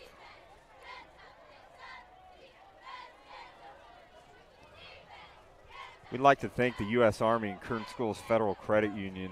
Vance, they've been with us all season. They've been great. They've been really the financial goers of the Kern High Network, really sponsoring what we do and supporting kids and recognizing kids. U.S. Army comes out, does push-up contests. We've seen those each and every week. Man. Sets up a booth and does just a wonderful thing. Captain Benjamin Wynea has kind of led that charge and all that. So I'd like to thank those two specifically. They've been the cog that's really driven the Kern High Network. 3rd and 7, 58 seconds to go here, first half. Salcedo flushed out of the pocket. Will he pick up the first down? Needs to get to the 40. Big contact right at the 40. He got it. He got the first down. Flag on the play way back at the 27-yard line. They're going to call holding on the Vikings. Holding penalty against the Vikings. And they're going to have to accept the penalty or it'll be a first down. Because Coach Gutierrez has one more timeout in his pocket. so much of high school sports, and I think the critical thing I learned as a young coach of the importance of field position and special teams specifically. Punt and punt return are so vital to high school programs, and when you look at things like this of how's your punt return going to respond, how's your punt team going to respond, and setting up a good field position game is key. So not sure who called the timeout right here. Well, the only team that had one left. Highland had one left, and they called it. You know, Carson Olivas punting for the Renegades this year has had an all-conference, if not all-state season up at Bakersfield College. The BHS driller freshman has been an incredibly valuable tool for our college football team here, just placing the football inside the 10, inside the 20, back in the corner, flopping the football field when the BC's offense might not just be clicking on all cylinders yet. He gives them great field position on defense. Next thing you know, the offense gets the ball back at the 50-yard line, and we're rolling. So, to your point, tonight it could very much come into play here with these two teams scoring all these points. Yeah, and we saw not only do we have a good punter, we have good punt return, but you have to have a good trickeration, and we saw a fake punt by West High that really allowed them to get 28 points tonight. So special teams, we talk about it enough. Do I think coaches really pay attention a lot to it because it's not a majority of the practice? I don't think so, but the good coaches really tend to focus on that. I think Urban Meyer does a lot of special team work and all that stuff, so the great ones see the value in it. So, okay, 3rd and 19, 49 seconds to go here. Highland looking for a stop. They only rush 3, and it's a draw play. Flags all over the place. Crowds all over it. Ball's on the ground. They say it might be Highland. Highland's pointing. Oh, boy. So that was a discombobulated play with flags, possibly a turnover. No, the big fella came up with it. So Hunter Ross actually picked up the football. He got it, but it won't. So it's not a turnover. A lot of decisions to make right here. Another holding call on West. But as each of these plays happen, time keeps rolling off the clock. Absolutely. So, it may end up to where West High just penalizes themselves all the way out of the half, and Highland never gets a shot at it. But if I'm West High, you still got to run the ball, and just take your lumps right here. And I think if they run one right here, I don't think Highland gets the ball back. But Highland, well-disciplined, good coach team. They're going to run the ball. They got to work on those strip techniques that they practice all week in practice.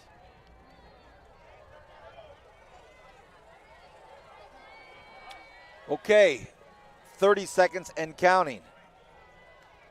It is 3rd and 25, but I think it's going to be a moot point if West High School can just run this thing out.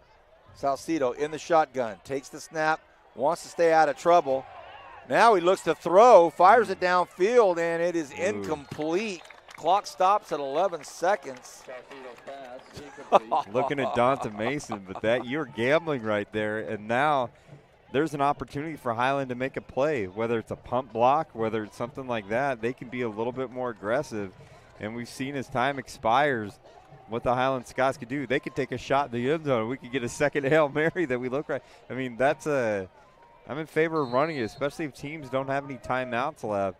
Just run the clock off, and then interesting. For the Vikings, number 12, Ryan Hardy. They don't have enough guys, and they don't have a timeout. Someone's just got to get out there. They need a body. Ooh.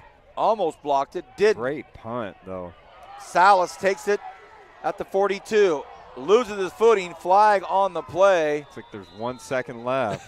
Of course there is. Yeah, with Highland, of course. Of course, 1 second left. Flag on the play. So now. There's a flag on the far side at about we'll call it the 14-yard line. 13-14. 1 second remains in the first half. We've seen it before this year. Kyle called the game. Oh, man. It was the touchdown heard around the world at South High, the Hail Mary to win it. So don't know if they'll take a knee or attempt it here, but I would.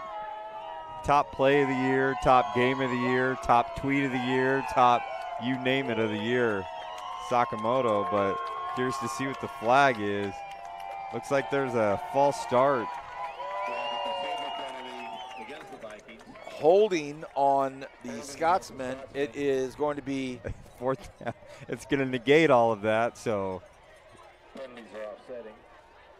So we'll replay the fourth down. That's going to be frustrating for Coach. Coach Gutierrez had 3 timeouts, burned all of them, and never touched the football.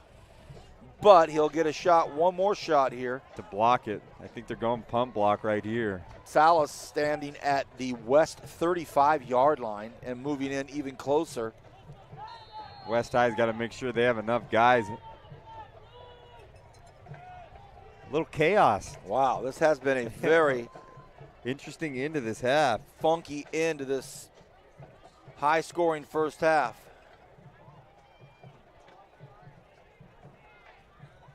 All right, here we go again.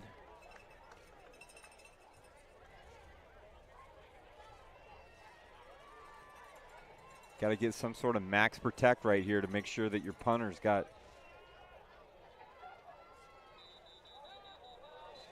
delay again.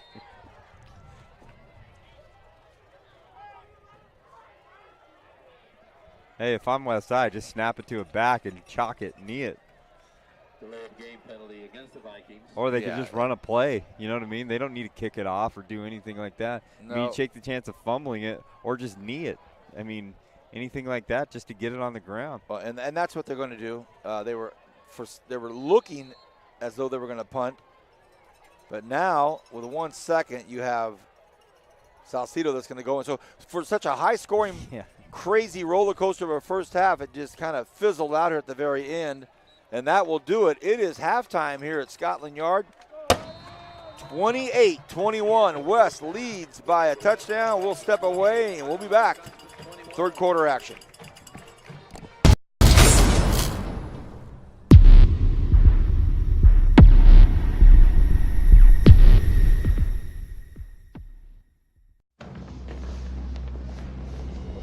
Every team trains hard. Every team prepares to win. But when U.S. Army soldiers take the field, it's best if the other guys don't bother showing up.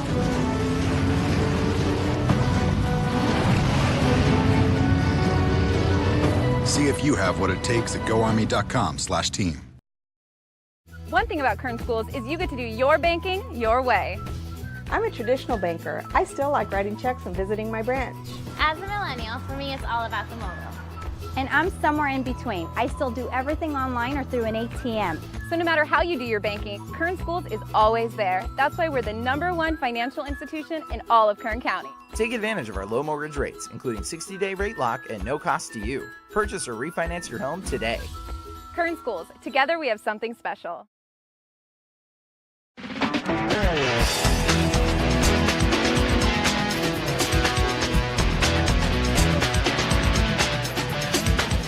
This is where we're going to train the kids to actually get jobs in the industry. We're going to give them the basic tools that they need, also the skills that they need to understand where they fit into the industry. All the animated things, because we have everything that we need in the scenes. They are learning the principles of animation, Photoshop. They're learning how to animate in 2D and 3D. And when you swap to that shape, then you're just going to drag these over here. The storyboard aspect of creating basically the skeleton of the story, and then just sort of directing people in my vision of what I want in the story. And it's also giving me the advantage of Mr. Pollard, since he's worked at so many companies, being able to put it in my resume and be like, this is the art direction I've received.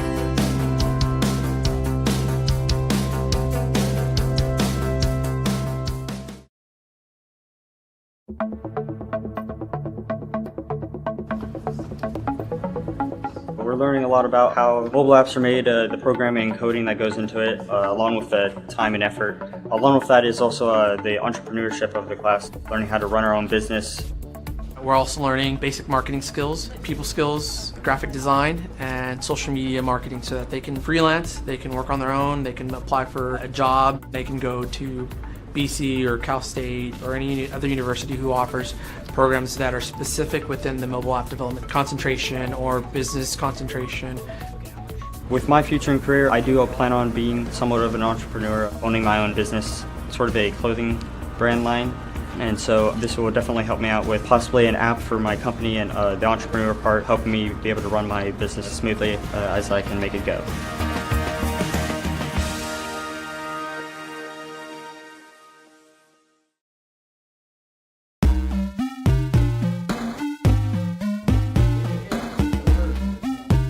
Right now we're learning the different roles, what a game designer is, what they do, and how video games are made and how to deconstruct them.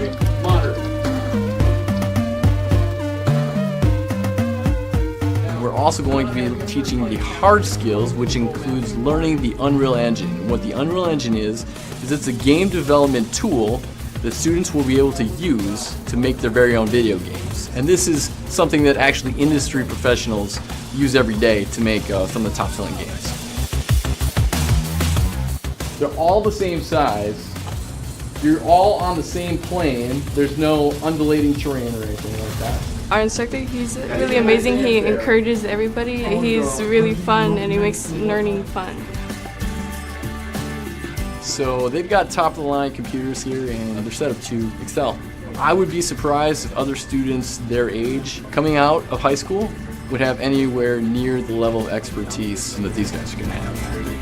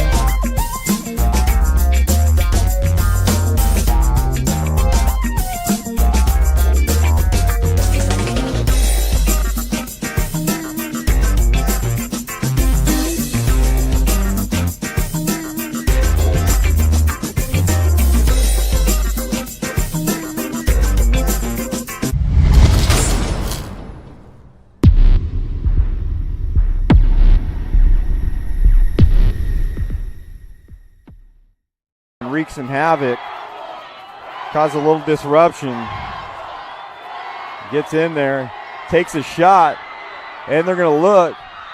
Oh my gosh! No way! Number 28.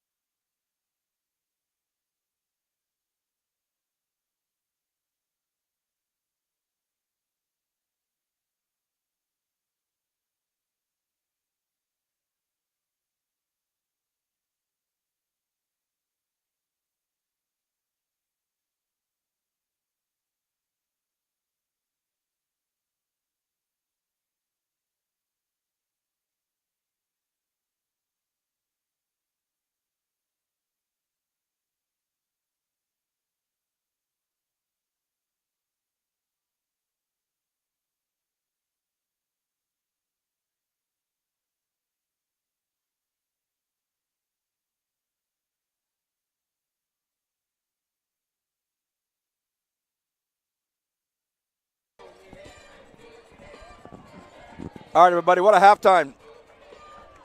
In the art of full disclosure, I must tell you that our director-producer, Kyle Wiley, took quite a ribbing from me early on in his career here with us. He has all this power, all this pull, knows everybody in the high school district. Everybody knows him. Yet he'd never have any food for us, ever.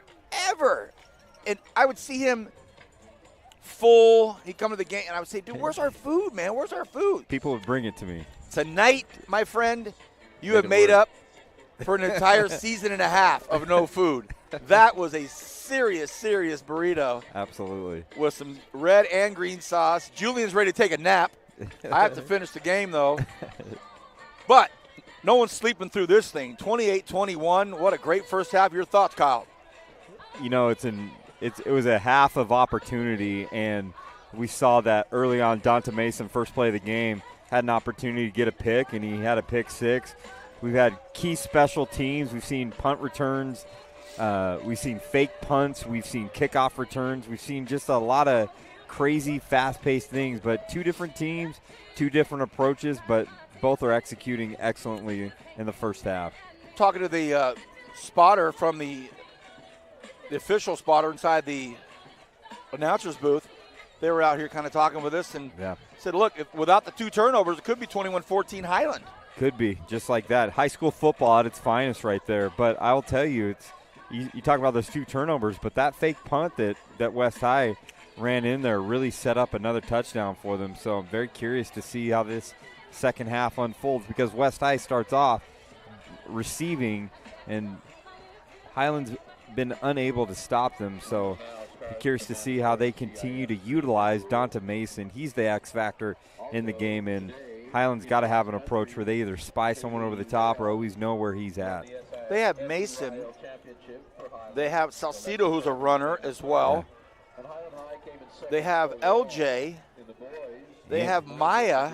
Anthony Ramirez, number 9, sneaks in there. A bruising football team West High School is. And one more thought for you, Kyle. This is a football team and a school that is certainly looking to reclaim their place in the city.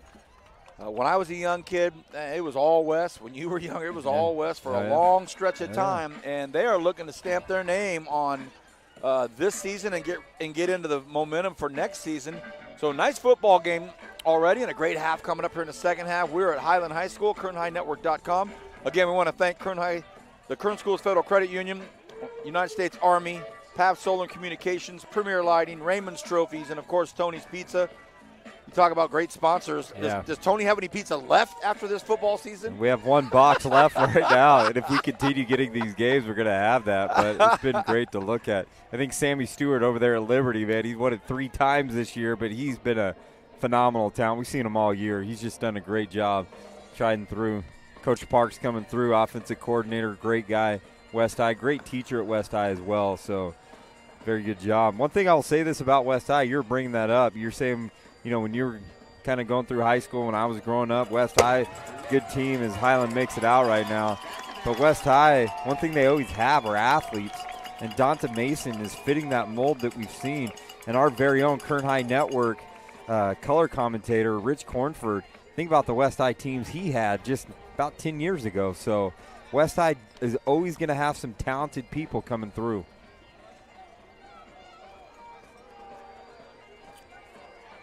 Exciting second half coming. Man, very exciting. Any other, you have any score, anything? What's happening around the city tonight? Yeah, last check to look at, 15-14 Independence over Fresno High School. Big D3 game going on over there. Last check, East High up 14-7 over North High. Coach Thorpe. And, man, that is a big game for the East High Blades as they're trying to find something. They have talent. They have people out there. It's a 7-3 team against a 3-7 team, but, you know, you throw the records out when you get it into the big dance. So we'll see what goes on there. Last I checked, Garces was up 15 or 16-7. I think it's 16-7 over Frontier. So that's another in-game town to look at. So round 1, high school playoffs. And we're about to start the second half here. Good times tonight. Good times. That perfect little evening breeze. Little chill to it. A couple weeks away from Thanksgiving. Absolutely. Highland student section having a good time. That's what it's all about. To start the second half, Highland will be kicking off, defending the north all end right. of the field.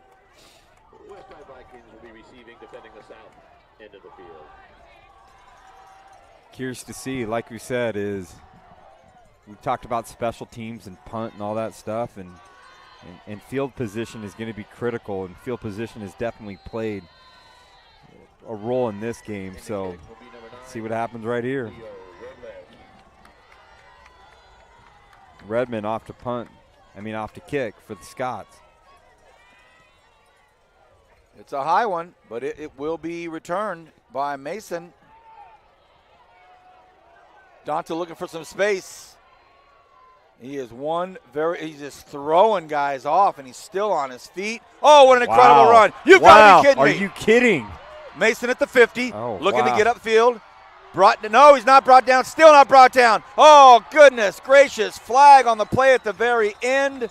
But Dante Mason, and what I think might be right up there in one of the top plays of the year, a kickoff return. He was literally throwing what Highland High defenders down as they came to tackle him. He was just throwing him down with his left hand, football in his right hand. What seemed to be was a complete stop at the 18-yard line. He turned on the afterburners and gets the ball up to about the 18-yard line on the other side of the football field. But then a flag came out at the 30. Let's see what the call is. It's going to be a block in the back by West High School, but they'll take it anyway. The ball is going to be on the Highland 40, but when he looked down and finished at the 18-yard line, what an unbelievable display of strength and skill. So he returned it on the 1, so he gets a 60-yard kick return to start. 2 big plays to start the first half and second half by Dante Mason. 1st and 10, first play from the line of scrimmage here in the third quarter. LJ with a big, huge run, and he brings it up to about the 35. Always got to remember, LJ is just a sophomore, ladies and gentlemen, and he is a load of bowling ball. This West High team the next few years has some talent, so second and medium. Leuana Laulu goes by LJ. Salcido keeps it himself, trying to get outfield, cuts back up against the grain, gets to about the 31-yard line. One thing about this West High team, Salcido, crafty in his run, getting down, just getting yardage and falling forward, not trying to do too much. He is a senior, and that's a tough position. The quarterback position is tough, especially if a guy who's carried the load like Salcido has all year. 3rd and 2. Ball's at the 32-yard line of Highland. Be a big stop right here if Highland can hold West High from getting this first down. Salcido wants to throw, floats one up, tosses it up in the air, and that should be a flag, and it is. Yep. And Devontae Sweeney is who it was intended to, and he was being defended by Matt Esparza. Yeah, Esparza didn't even turn around to look for the ball. Plus, he was giving him this. Right in the center of his chest, and that's a pretty easy call to make right there. Yeah. Right. Yeah, so, and look at the shots, the opportunities that they're getting right here. West High is capitalizing both in special teams on the kick return with the big return by Mason, and now just even taking a shot right here and giving their players an opportunity to make a play. And sometimes things like that happen. Pass interference. Great call by Brandon Parks. Absolutely. Offensive coordinator for the Vikings on a 3rd and 2. Just throw it up there. And again, same matchup right here. Sweeney, offensive number 11 against Esparza, defensive number 3. Salcido puts Maya in motion. Fakes the pitch to Maya, keeps it. He's going to make a beeline for the corner. Can Esparza get it? Can Salcido get in? He does. Oh, wow, touchdown. What a great play. That was a beautiful touchdown. Salcido with that great fake and that hesitation off the speed option, and he's able to get in the corner of the end zone for a Vikings touchdown. Faked the pitch with one hand, Kyle. He had the That's video game stuff right there, and that's dangerous to do right there because that ball can end up on the ground or anything like that. But great grip strength and hand strength to be able to do that. And it makes the sell job so much easier.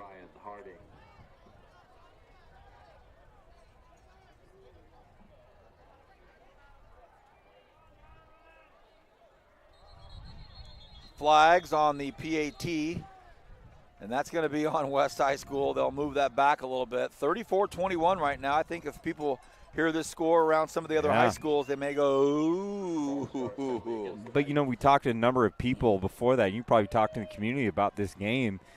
Everyone said you got to watch out for West High. They've kind of flying under the radar a little bit, but they're a good, solid team. When you gave me the game, I texted and said, look out. Here's the PAT, and it is a George Blanda NFL straight-on kick by Ryan Harding. That was the full-on super toe kick. Yeah, toe punch, baby. So 10:22 to go in the third quarter. West strikes immediately.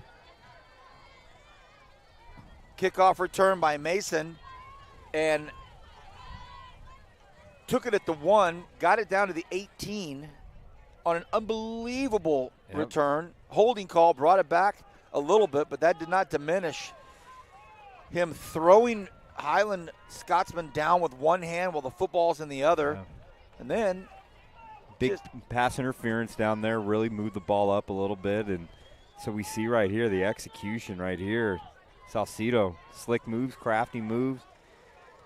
This West High team, especially after the year they had last year where they were 1-9, win one game, and they come back off this. Coach Dunham in his second season has really shown that he has got it dialed in as a coach.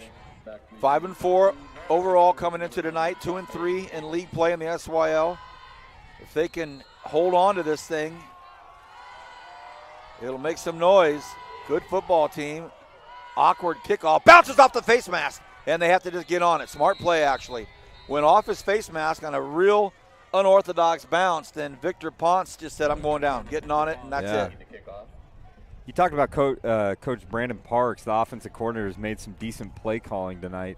He actually calls the plays from atop the booth, and you don't see that with a lot of high school offensive coordinators because of the fact that they like to be down on the sidelines calling those plays, talking with their players and all that stuff too as well. So interesting approach by the West High Vikings. Cameraman getting principal love.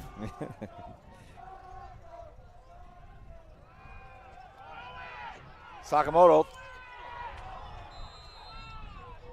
And Solace right there hearing some footsteps. Donta Mason, ladies and gentlemen. And I know you may be able to see it on our live stream broadcast, but in person, he is a grown man out there, number 2. He is a big fella right there, 6'4", 220. I'm only chuckling because the PA announcer said Salcido's pass. He called it the West High quarterback's name. It's actually Sakamoto. Yeah. I hear what you're saying, though, Kyle. Yeah. Sakamoto's going to keep it, looking for some room, and he goes down about the 33-yard line. Number 8, Cade Sakamoto, keeping the ball. To your point, the tackle for the Vikings. Some very gifted athletes we're watching tonight. But I'll tell you what, here's a 3rd and 5, Kyle. Sakamoto comes up behind center for a second to whisper at him, and he drops back a little bit. He's got Cole Johnson back there with him. In motion is Salas. They give the ball to Johnson. Oh, big contact, and will that be a first down? It is. And I will say this, Cole Johnson is the energizer and kind of the cog. When they need a tough play or a big play or something to go on there, Cole Johnson, both offensively and defensively, as tough as they come. Anthony Ramirez, the recipient of that big blow, and he's slow to get up. 1st and 10, under 10 to go here in this third quarter. Highland trying to get back in the scoring mode here. Johnson again shoved out of bounds at about the 42, 43-yard line. They say the 45. I don't know about that. So Cole Johnson's getting a healthy dose of some carries because we haven't seen Lewis in there, and he may be hobbled up, and we're trying to find him, and he's right out there, and he just isn't himself. So Cole Johnson's been able to get a lot of looks and a lot of carries tonight. Yeah, Lewis, usually a lead block. Lewis still on the sideline, not even out there. 2nd and 7, triple package to the left, inside handoff. It's going to be Johnson again. And a big, strong tackle at the end of that play. Some serious contact going on. And another big hit out there by Zachariah Green. Zachariah Green's been all over the place, man. He's flying around. That's what you want your middle linebacker to do. You're right. He's in the right spot, isn't he? He's in the right position, isn't he? He likes to make contact. 3rd and 5. Huge play here, early part of the third quarter. 3rd and 5, ball at their own 46-yard line. Zachariah Green, just a junior, too, to complement all these sophomores. West Side's going to be a scary team going into next year, but we're looking hard at it right count, now. Flags fly, and guess what? They're going to pick up the first down. The aggressive nature of that West Side defensive front. This time it's Carlos Flores that jumped in there, the nose guard. Kind of see what it is, see if it's indeed it is enough for a first down. That penalty moves change for a Highland first down. 8:44 to go in the third. 35-21, West leads by 2 touchdowns, but Sakamoto and his Highland offense on the move. All 3 receivers go in motion. Everybody's in motion to the left side. All 4 receivers on the left side, 4 on 2. But Sakamoto hands the football off. It's inside. What a great run by Davis. Davis breaks, looking for the end zone, and he gets it. Touchdown, Highland. Boom. And we talked about that earlier in the broadcast. I brought it up. Makes me sound like a genius right there, but Dante Davis is the X factor, is able to show off that Highland speed. Woo! Man, he darted through there, didn't he? Great play call, great design. Go quads, and then motion out. I mean, that was a great play right there. Quads in motion. It's a great title of a tune. Yeah. There's the PAT, and it is up. We'll take a quick break here. 35-28. You better not go anywhere. KernHighNetwork.com has the game.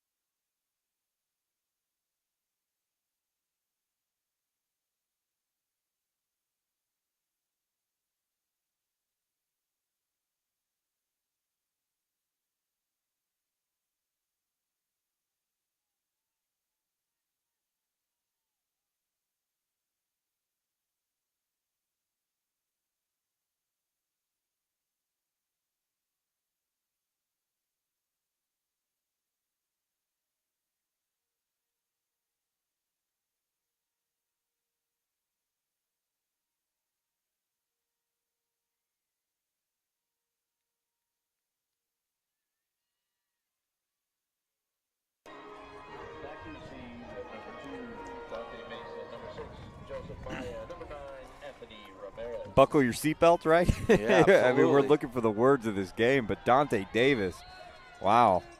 Hopefully he runs track. That's all I'm saying. He showed some speed right there. We haven't seen a whole lot this year. Wind starting to pick up. And sure enough, a long kick. That wind coming off the northwest corner of the city,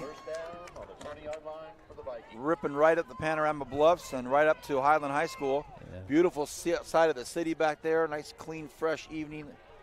Absolutely. I'll say this, talking to Coach Gutierrez before the game, he was saying that off that North High defeat that kind of stunned us all, he just said, I don't want to end the season that way with a 2-game skid. So they're trying to find that motivation and momentum to get back into this game and find a stop right here on West. What a doozy this is, 35-28. Here comes Gabriel Salcido at quarterback and his West High Vikings. They give it to LJ. And the sophomore workhorse has 4, 5, 6, 7, 8 Highland Scotsmen on him, and then the entire team gets over there as Laioano Laulu carried 6 Scotsmen 8 yards. Definitely is impressive and living up to the hype. Coming into the game, we all kind of knew about him. He's got 900 and something yards, in 9 games, so 100 yards a game, and he's rumbling. Here we go again with Sweeney out here. Doesn't matter. They hand the ball off, and it's a big hit. Boy, great engagement there by the front 2 or 3 by Highland. Made a big hit. They pick up the first down, West does, but good contact. LJ is a load, and this is great for Coach Dunham as he can do these little things and, on maybe a passing down, first or second down, take a shot. If he knows he's got a running game like he has, you talked about that size up front, definitely impressive.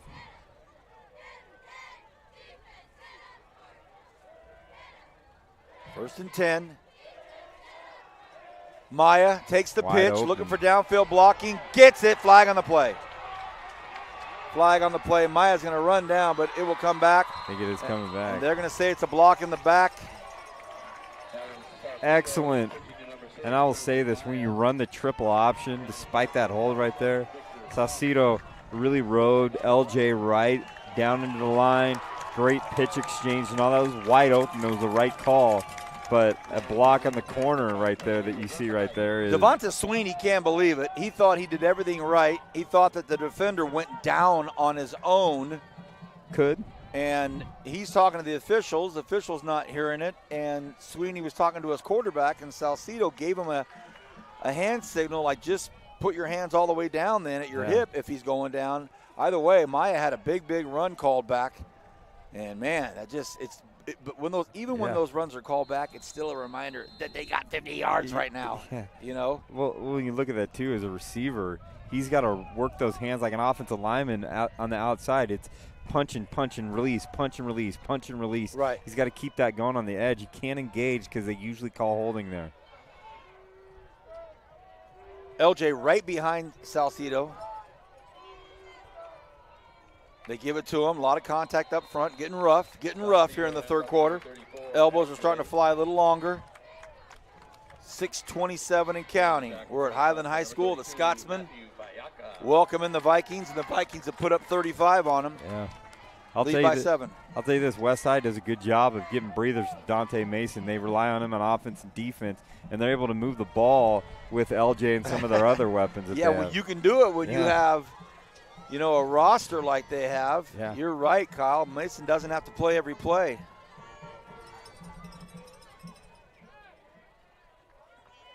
They get to Saucedo quickly, and they sustain it, and he goes down. Eduardo Salinas with a great play flying up there. Excellent play.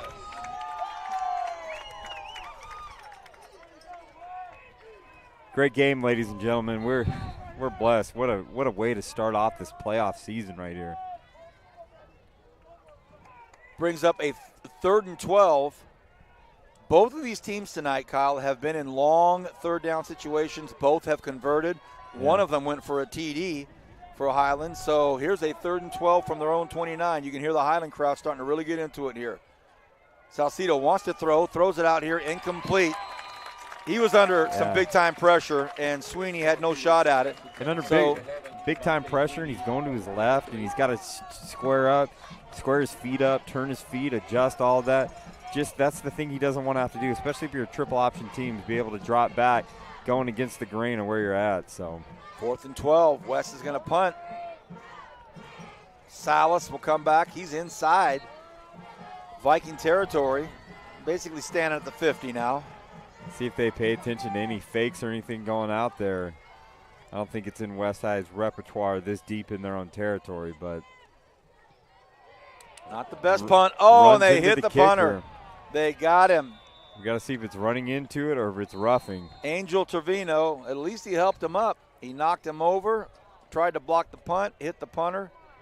See what they're going to call. And I don't know, it could be anything else, roughing the punter. I think they're going to call running into the kicker. Right, I think it's the 5-yard variety rather than the personal foul. Okay. Well, that'll make it 4th and 7. Still don't believe that the Vikings are inclined to take any big risks right now. They have a 7-point lead. They've been playing very, very well on the road, so I would imagine they boot this again. But if you're Coach Gutierrez, you just don't want to give up that 5 yards. I mean, it's 5 yards may not seem like a ton, but man, in football where you're trying to come back, definitely is.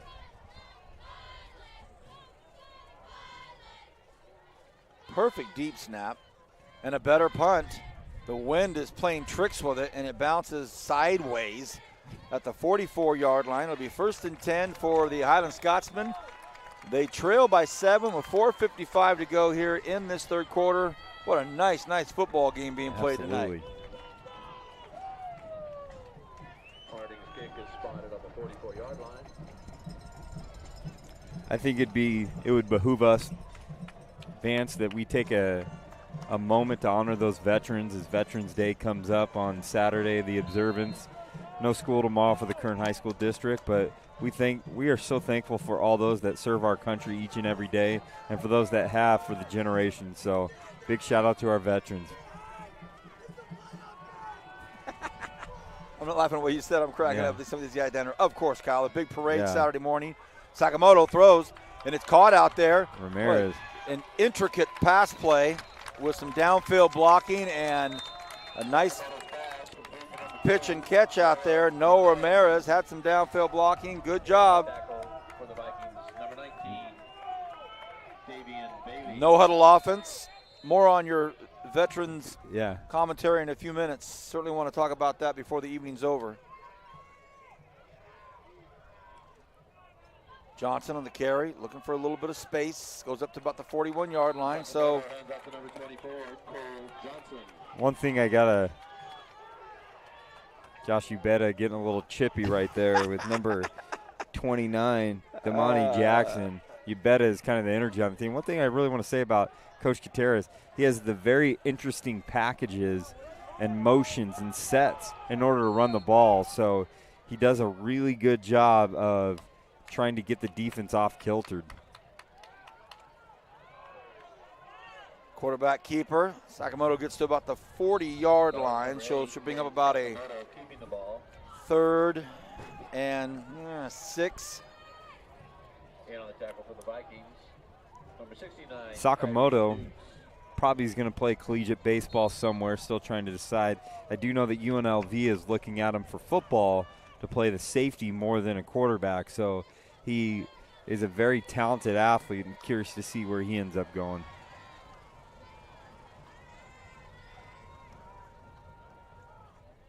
Hard count, nobody goes. All kinds of movement by Highland, no flag. Sakamoto throws and it's dropped out there. That did not look good on either side of the football. So, but it's an incomplete pass. And is Sakamoto just a little rattled right there? Is got to get a little better ball, especially when he's got a receiver that wide open, and get to him a little bit sooner so give him the space to get out there and run. So slow it down a little bit. He's rushing it. Maybe he's trying to press it to get them to score again. 4th and 6, no chance they're going to punt. We know that. They're at the west 40-yard line. Sakamoto fires one across the middle, and it's caught. And it's another fantastic catch out there by Noah Ramirez. I don't know if I've seen a team this year with this many 4th downs and turn it into not only first downs, but emphatic first downs for big yardage. Cade Sakamoto, another great pass. 3 minutes to go here in this third quarter. Sakamoto wants to float one to the far corner, does, and it's another touchdown catch. Noah Ramirez with another one. He is such a great receiver. Are there flags? Oh, there is. What are they going to call right here? Number 2, Noah Ramirez, flag on the play. Got to wait to see what the call is. Well, Highland's walking backwards. What will this be? Pass interference. Ooh, offensive. It may have been Noah Ramirez. Wow. I don't know that, but it could be. Oh, boy.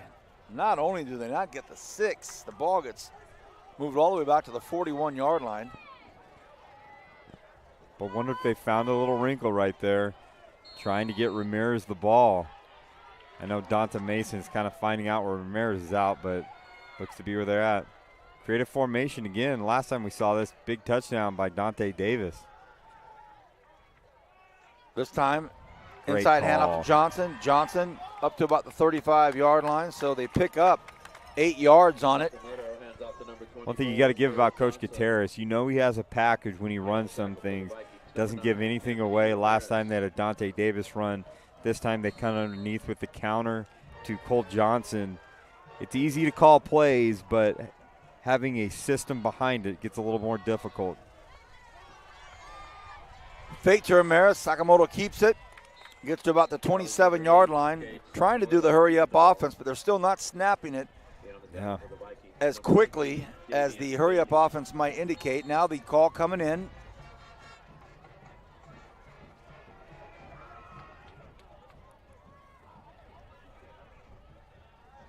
Two minutes to go here in the third quarter. Sakamoto drops back, floats one out to the far side, and nice defense out there. But he blows the tackle. Ooh. And trying to strip the ball. Still on his feet. A big 8 to 9 yard gain. So Cole Johnson, always tough to bring down. And it's fourth down. The Scots are going to go for it right now. One thing Scott's got to be a little bit more focused. I'm seeing some movement on their offense before the ball gets snapped. I don't know if you're seeing that. No, I see but it. It looks like all the quarterback's kind of leaning back a little bit, waiting for that snap. We have a timeout called, and it's going to be, I think, by West. Who is it going to be? I thought it was West. It is. Yep. West High takes a timeout with 1:31 left here in the third quarter. It's 4th and 5. Highland has it on the West High 21-yard line. So cause for concern for the West High coaching staff. They want to talk this over, and Highland coaches are more than happy to accept that timeout and say, sure, let's talk about this. They trail by a touchdown. Last time we've seen that motion, that exotic motion with Solace, where they kind of sprint it. It's like a sprint motion that they get in there, and he gets to the flat for a first down. Then it was a sprint motion wheel for a touchdown. Yeah. Let's see if they go back and use that a little bit. Wonder if they do that shift of those 3 receivers again to set up a running play, because that seems to open up some gaps and things like that. I know that Coach Gutierrez has packages for everything he does. It's not just one play at this formation. He's got multiple things to do on multiple formations. Well, he also appreciated being able to call his guys over and not get charged for it. So Coach Dunham wanted to talk defense, and Coach Gutierrez says, all right, let's put something together here. 4th and 5. Who dialed up the best situation? Oh, goodness. Oh, Ubeda jumped. After all of that, what are they it is now 4th and 10. Oh, boy.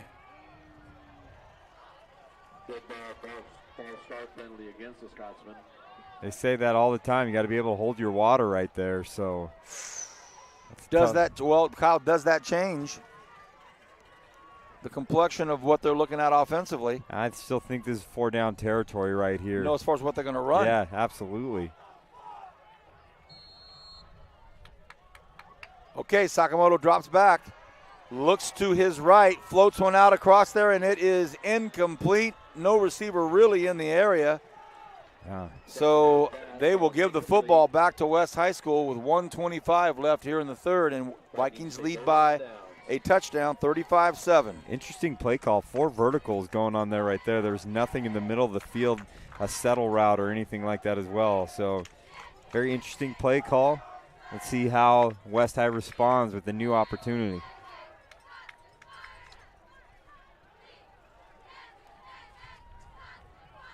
Okay, here we go.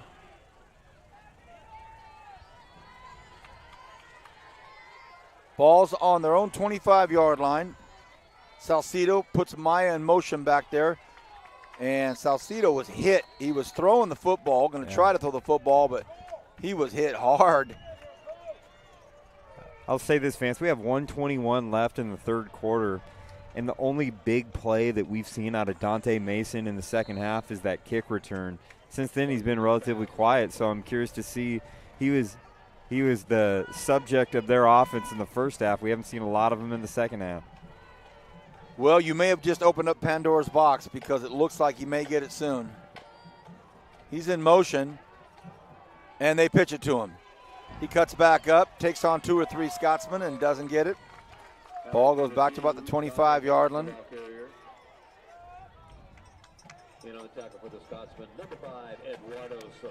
And to my eyes, Kyle, he looks a little. He doesn't have that pep in his step. It looks a little tender there on the right side. It looks like he's going out of the football game. So on a 3rd and 11, Mason goes back out. He is not jogging off the field. He is walking off the field.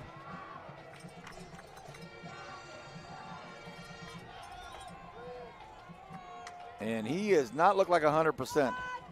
Hey, how about this? 3rd and 11, under 40 seconds to go here in the third quarter. They have it on their own 24-yard line. Salcido, big rush. Oh, and it would have been a nice pass. Yep. Broken up. And they're getting in a formation we haven't seen a whole lot. They Right. were 3-by-1 right there. And we've been seeing double wing option play. When we start to spread out West High and get them in passing situations, they're not as dynamic or maybe not as comfortable as they want to be. 31 seconds remains in this third quarter. 63 total points scored already, and this thing has a long ways to go here. Punt formation for the Vikings. I think they'll do it. High snap. Not a bad punt, and it's going to be fair caught out there by Salas. He takes it at his 45-yard line, so just a few more seconds here in this third quarter, and we'll get ready for the fourth. So Sakamoto comes out with his offense. At times, he's looked fantastic. Yeah. Other times, there have been some miscues, a fumble, a few pass plays that weren't on target, but overall, another great performance. He's a playmaker. He's a winner. And so, I mean, this one possession game that we have right here kind of rules in Sakamoto's favor. So, one guy that's been quiet, number 28, Matthew Miranda, 5 touchdowns on the season, usually a possession receiver. Sakamoto buries the head and gets down to about the 50-yard line. One guy I just watch every time he gets out there is number 24, Colt Johnson. He likes to finish those blocks. He's blocking guys 15 yards down the field. He's a tough little kid. That'll do it for the third quarter. 35-28. West High up by a touchdown. When we come back, we will have what I believe to be one of the better fourth quarters of the season here on Kern9Network.com.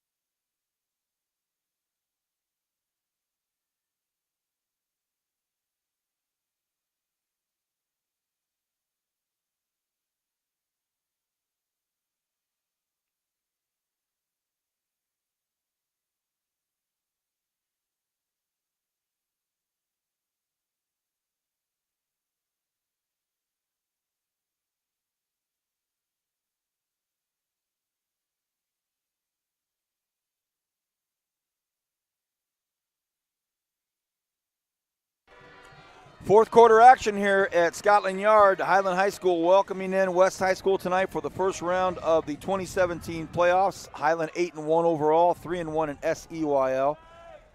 The West High Vikings 5-4 overall, 2-3 in the SYL, but they hold a 1-touchdown lead over the Highland Scots. 2nd and 6 for Highland.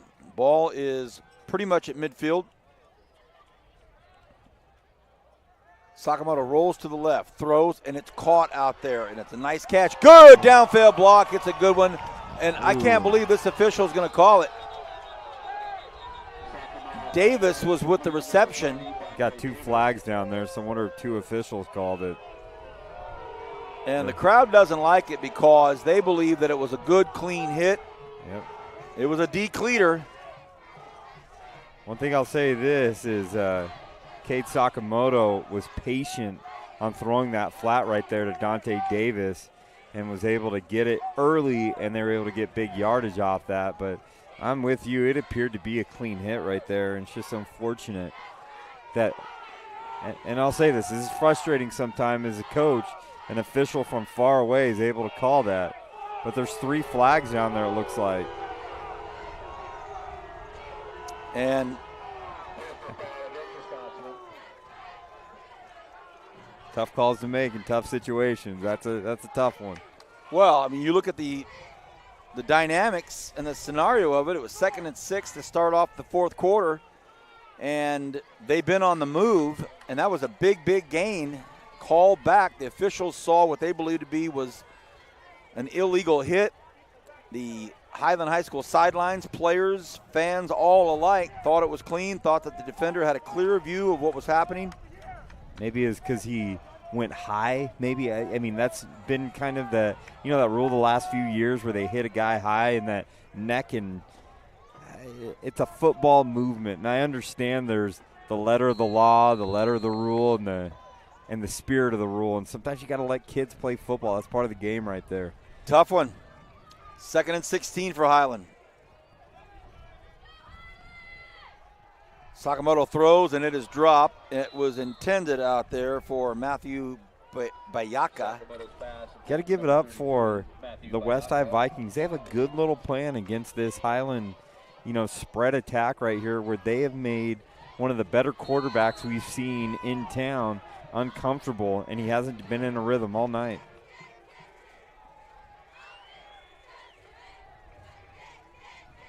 Third and 16. Ball's at their own 40.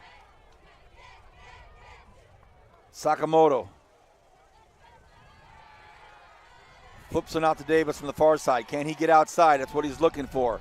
He cannot outrun the Vikings. And another big play out there by Zechariah Green. Green's had himself a night tonight. He's been all over the place. And Highland's going to have to punt. A lot of football left. 11 minutes. We're getting down to 11 minutes right now, so a lot of football left.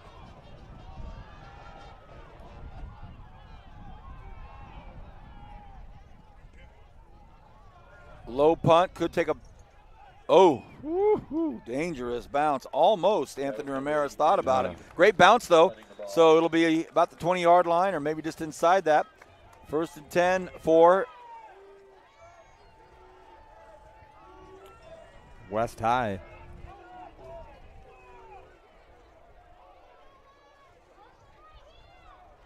So the Vikings, what their game plan is going to be here, Kyle. They're going to try to grind this thing out, kill some clock. I understand you want to grind it out, give it to LJ, but I think there's still enough time. You got to play to win, and I think part of playing to win is you got to find ways to creatively give it to Donta Mason. He doesn't have the same energy that he had in the first half, but maybe he's conserving it, and maybe they're coming up with ways to get him the ball.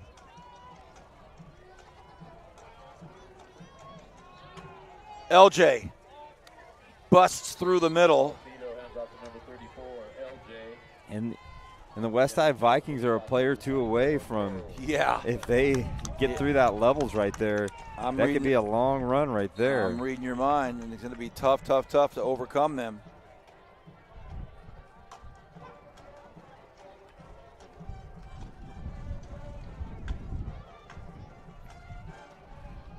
West High's been, Highland High's been in a lot of tight games, but so is West High. They play a lot of team stuff this year. There's Mason, but again, they give it to LJ, and look at him go. That was all LJ. And Leoana Laulu. He's had a nice game tonight. Sure Controlling it, just really getting in there. He's been the wrecking ball when they needed it.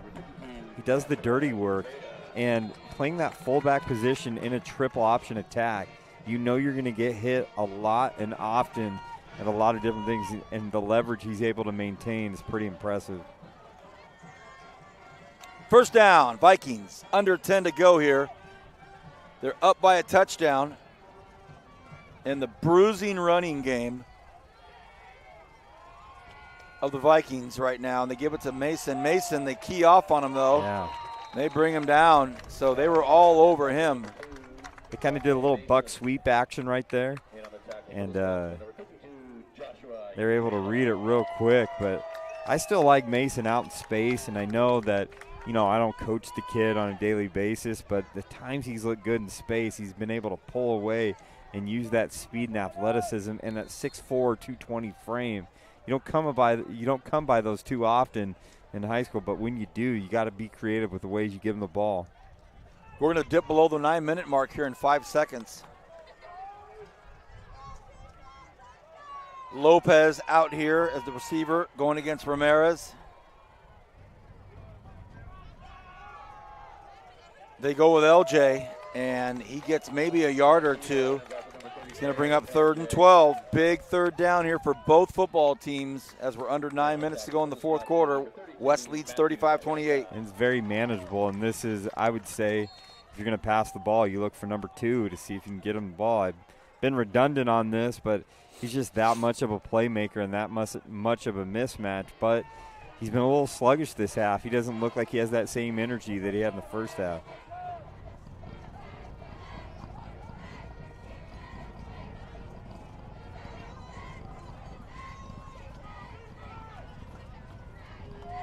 Third and 11. Salcedo wants to throw, drops back, fires across the middle, and it's caught. What a big play. What a catch by Maya, and what a great pass. Wow. Now Maya's down right now at the 45-yard line, and he's not getting up. I'll say this, Maya's had a pretty good game being that supplemental back to get in there. You got LJ, you got Dante Mason, but Maya has been solid. And the big catch right there to hold on. He gets hurt, gets twisted up, but he's able to maintain the catch. What a great play. And he had a huge run that got called back over here, Kyle. Delivered a huge blow at the end of his run, and he's had some big plays here, but unfortunately he's down right now. 8:04 to go here in the fourth quarter. 35-28. He's up. It looks like it's his left ankle, or rolled it like you said. Gets twisted up and weird things. Hopefully he's going to be okay. He's had a nice game.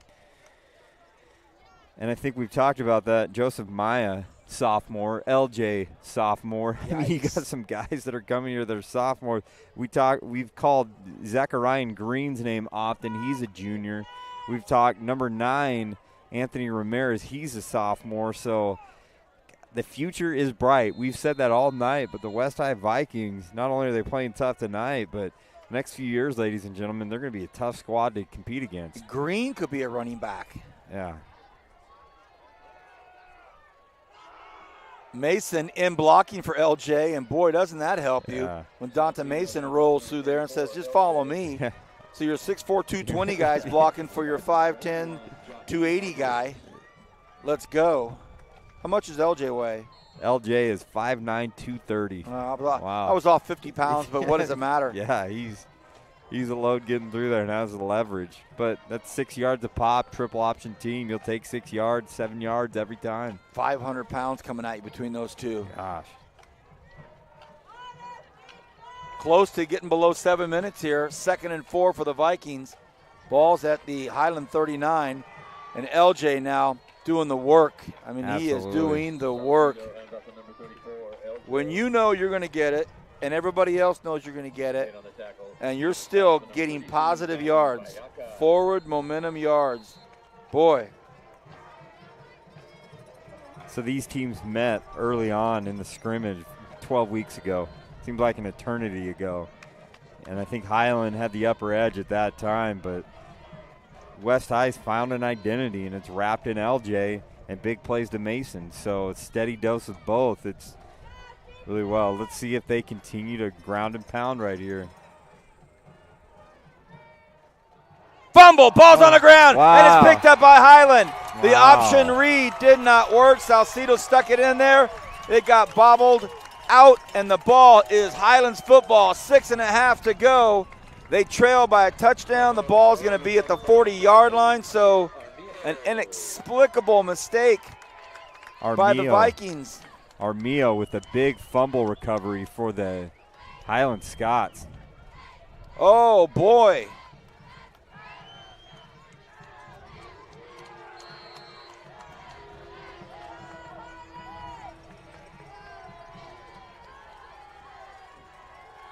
Wow. Something special about this Highland Scots team. You said it earlier. Sakamoto. Wow. Lowers the shoulder. That truck stick coming out again. And he runs over Xavier Lopez. Got to hand it to Lopez. He made the stop, but Sakamoto made him pay. Now all of a sudden, Highland. Momentum's going their way. 6:20 remains here in the fourth quarter. Sakamoto hands the ball up to Johnson. Johnson busts through the middle to the 30-yard line. Here come the Scotsmen. And I'm going to tell you this, West High wasn't game planning for Cole Johnson to be a feature back. They're probably looking at Lewis, and Lewis hasn't seen a whole lot of that. Cole Johnson's had a nice game running the ball. Proved me wrong. I wasn't planning for him to be out there. Great play call right here. Nice run. Nick Salas protects the football. Well, West High also wasn't game planning for a hard-to-believe fumble on a handoff. I'm going to tell you, Coach Gutierrez, I've talked about the creativity he's had on offense, but he's used Nick Salas in a wide variety of motions, from sprint motions to just simple motions like that to get him the ball. Johnson has all the room he needs, gets knocked out at the 4-yard line. So the West High defense now seeming quite susceptible to everything Highland's bringing at them on the ground game, most specifically with Cole Johnson. No huddle offense.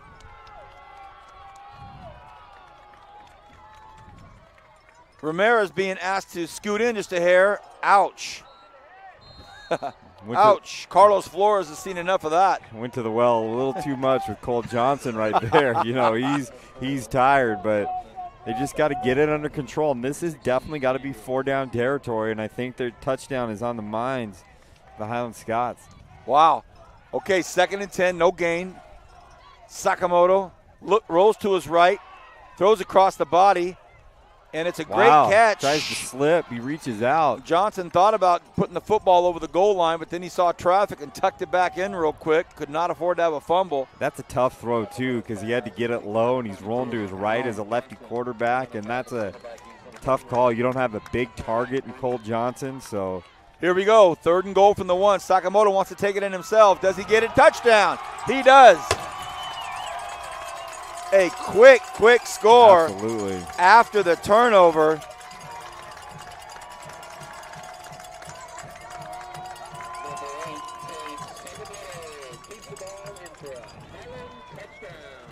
And they got to go for one. All the momentum's in their favor right now, so. And here comes Robles' field goal. PAT. We're tied up at 35. Oh, there's a flag. There's a flag. But the Scotsmen are running off, so indications that the PAT is good. We're tied up at 35. And we will take a quick break. Don't go anywhere. Are you kidding me? Back right after this on Kern9Network.com.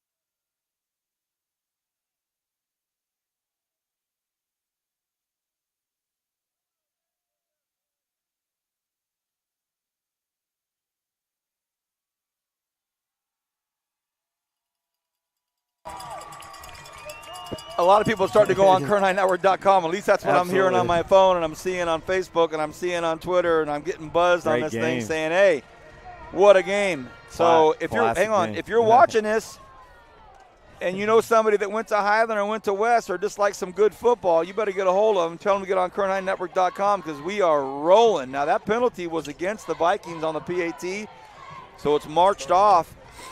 And now Handy will kick off. Robles will kick off from the West High 45-yard line. So I got to apologize real quick. Cole Johnson, I said at the very beginning of the broadcast, he's primarily used as a lead back, that all he does is just carry it out. He has had a phenomenal game running the rock tonight, and he's been the real difference maker and energy that the Highland Scots needed. So congrats to you, Cole Johnson. Thanks for proving me wrong. I love it. Will he get the field goal? Will he get the field goal? Well, he's going against the wind, so no, but now with 4:58 remaining in the fourth quarter, tied up at 35, a 70-point total right now. West High School coughed up the football at the 40. Really, all they needed to do was kind of just keep working that clock, but they lost the football, and then Highland struck super quickly on what seemed like a deflated defense from West. Looked like they were just down. You know, we talk about this a lot in basketball, volleyball, all the games we've called. The game of runs, you know what I mean? Who's going to have the run? Right now, it's all Highland. They get the momentum's totally on their side. Salcido. Bubble again! Whoa! This time, Mason. Mason able to jump on it. Goodness. The magical season for Highland continues with as exciting of moments as you can have. Oh, boy, a 4-yard loss in Salcido. Two plays in a row has lost the football. Coach Dunham is wondering how in the heck is this happening now? We've had a flawless game up into these last 2 possessions right here, and all of a sudden we're going to start doing this.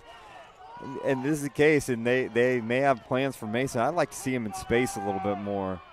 2nd and 14, Salcido throws, and it is, almost picked off. You can hear the crowd beneath me. And that was not a very good pass, and it was almost intercepted. He gave it everything. It was almost intercepted, then flipped up to number 9, Anthony Ramirez in West High. So it was almost a. So Luis Salas was bobbling it, and you're right. It almost got passed back. Passed back. Passed forward, I guess. Yeah, what a game. 3rd and 13 officially for the West High Vikings, and with 4:09 left here, if they don't get this, they're going to have to punt the football away with a really big chunk of time for that explosive Highland offense. Tied up at 35. Wow. One back, that's LJ, back there with Salcido, and they're going to call a timeout, I think. I think they are. I think that's a West High timeout. Yep. So timeout by the Vikings. And these timeouts are going to be crucial because that's a West High's 2nd timeout this half. And this is dropping down right here. They only have 1 left, so interesting look. What a great game. We picked a good one this week, huh? Holy cow. Well, and, you know, if you're West High, there's nothing to be down about. Yeah. You know, so they coughed at the football and got scored on. They've had the lead most of this football game. They're up 30. They were up, 2 touchdowns at one point, basically on turnovers that they capitalized on. So now all of a sudden, you find yourself tied with 4:09 left. Really, I'm hoping that coaching staff was over there saying, guys, pick your heads up. You know, let's go. Let's go. What's the story here?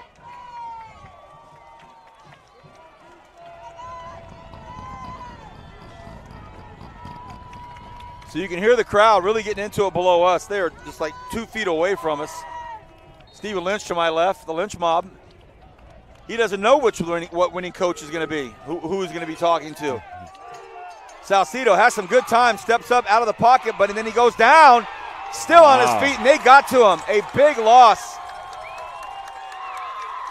A signature moment for that Highland defense as they break through, and hats off to, amongst others, Isidro Reyes.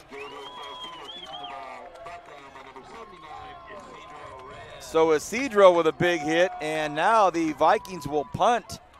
The clock continues to tick, 3.5 to go here in the 4th quarter. A whale of a football game, round 1 of the playoffs here in Kern County. And that was a swarm of Scots, and it was a big effort by the whole defense to get that down, but Reyes is the cog that lets that front go right there. So, a high snap, almost out of the end zone, and then a really good punt, actually. Oh, goodness. A 50-yard bomb. Let's give some credit to Ubeda right there, number 52.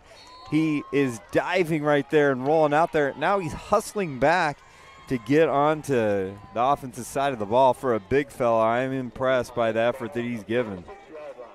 Okay. What a game. 3rd and 12. 3:12 left. I'm discombobulated. 3:12 left here in this 4th quarter. 35-35. Now here comes Cade Sakamoto. He'll run this Highland offense from the West 46-yard line. Sakamoto rolls to his left, wants to throw, decides to keep it, lowers the shoulder, gets up to about the 43-yard line, gain of about 3 or 4 yards, does not want to take a chance and throw that football away. And I'll say this, only in high school football could a quarterback lower his shoulder and do that. The next levels, if he goes to the next level do that, he's got to learn to be smart with his body, because that is dangerous. It's running full steam into a linebacker. 2nd and 7. In motion is Ramirez. They give it to Ramirez. Ramirez trying to get to the outside. Cuts back up against the grain. Ramirez with a great run. Big first down to the 33-yard line. Oh, it's a big play. You know, I could say this about Highland this year. They have a tight-knit group. A lot of the parents and kids have been around together for a long time. You're right. And we look around this community, so that is a special group that we have coming through here. Johnson with the handoff. Johnson burrows ahead to about the 27-yard line. So this West High School defense right here is going to have to buckle down.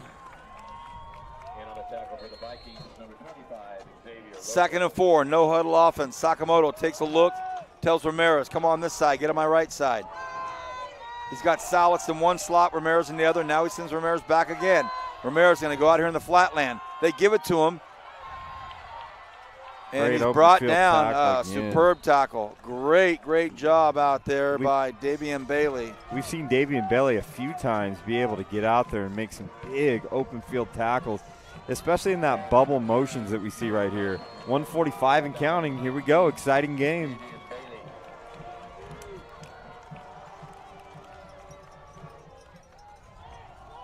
Second and 6. Ball's at the West 29-yard line. 1.5 left here in this fourth quarter. Hard count. Ooh. Flags fly. It's going to be 2nd and 1. Actually, third down. It could be the far side receiver went, so it could be a false start right now. He fell over. We've got to see what the white hat goes. Is it offsides or is it the far receiver that fell forward at the same time? The clock is still moving for whatever reason. Clock. I'm yelling. They just stopped it right now. Wow, I think that's a tough call right there because the receiver fell forward at the same time. So, well, and the clock ran off for at least 6 seconds. Yeah. Goodness. And now they started up again. 2nd and 1. Johnson bulls his way ahead and picks up the first down. It'll be 1st and 10 from the 20-yard line. Exactly 60 seconds left in the football game. Wow, 35-35 is the score. Sakamoto's got to come off. Oh, wow, can you believe this? The quarterback's limping off, and now all of a sudden you've got Victor Ponce in there. Welcome to the game, Victor. And Victor's going to run on the first play. Victor's in trouble, cuts back. Watch out for the blocks. And that's going to be a flag. That was a blatant block in the back, right in front of everybody. We got number 65, Angel Trevino, looks to be down right now. You got Sakamoto coming out. You got Trevino coming out. I will say this, Victor Ponce, one of the best athletes. We saw a little bit of that dynamic, but sometimes you just got to play it through there. But this is a big loss if Trevino goes down with 39 seconds left in this game. Block in the back. We saw it. 39 seconds here, and all of our thoughts right now, I want to make sure that Trevino's okay. We're getting back to that Highland magic at the end of this game. We've seen it before. So Coach Gutierrez having a quick word with the white hat. So Vance, let me ask you, we've covered a lot of different teams, a lot of different talent. What are some of those special players that, I know I'm putting you on the spot, but what are some names that kind of come to your mind that you've been able to see this season on the Kern High Network? One name that stands out to me, and he's been, we talked about him a few minutes ago. 3 Tony's Pizza Awards with Sam Stewart, and when you're a running back and you get the ball in your hands quite a bit, but he's also a heck of a defensive player as well. Sam Stewart Jr. is a great player. Isaiah Hill for Liberty, probably arguably the best basketball player in the city this coming season. Yeah. Great quarterback. Saw some great play by the Garces Rams. I know they're not, I saw 2 games, two of the Garces games, but Got some great players there. I'll tell you this. We'll Shafter, get back. We talked about Alex Aguilar is definitely a player at Shafter, one of the real deals around. Here we go. Sakamoto back in here, 39 seconds to go, 1st and 17. Sakamoto rolls to his right. Now he's in trouble. Throws, gets rid of it, and doesn't look like there's a receiver. There was no receiver anywhere near it. The officials are wondering what. The West High School sidelines want to know. And there was no flag thrown, so I'm not sure if they can throw it now after the conversation. But yeah, they're trying to figure out where receivers were at. 23 is kind of playing the part like he was close. That's number 23, Nathan Jackson. But I think that's got to be intentional grounding. Lost it so down. They do throw the flag, intentional grounding.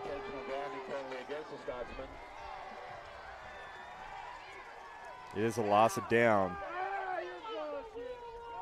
Boy. So they will march it all the way back here, and they are completely out of field goal territory, not even close now, and they were so close 3 plays ago. Still a lot of time left. 30 seconds left. Sakamoto balled at the 49-yard line of West High School, so they've lost some serious yardage. Salas in motion, Sakamoto. West rushes 4. They float one up here. It's the wheel route, and it is, oh my goodness, dropped by dropped by Xavier Lopez. Sakamoto's pass intended for number 20, Dante Davis. And the white hat is telling Michael Gutierrez, your clock keeper, needs to start the clock a little sooner, move it down to 24 seconds. So now we know that the white hat is all over that clock right now. Hey, I like the detail, though, because he wants a good, even game. Of course he Sometimes you does. have that home field advantage. Of course he does. So. 3rd and 37. West High has 1 timeout left, and looks like they're going to use it. They're going to take it right now. So they want to go over to their strategy because with only 24 seconds left here, this thing's looking real close to overtime. Hey, we could say it's looking close to overtime, but there's something magical about Highland. Never count them out. They get a few yards here or there, get a shot in the end zone. You never know what's going to happen. We've seen it before, my friend. Both bands playing. Cheerleaders dressed in their full winter garb. Vance Palm played band. Arvin Bears. What instrument? Crimson Bear Brigade, you name it. You played it all, huh? Here we go, Kyle. 3rd and 37 to go. So the first down is really not an issue. They rush 4. Sakamoto, screen play. Set up a Caught screen. out by Davis. Great play. Great play call. Will he get out of bounds? Does he get out of bounds? Ooh, they're chalking it right here. Got to call a timeout. And Coach Gutierrez is going to call a timeout. He did not get out of bounds.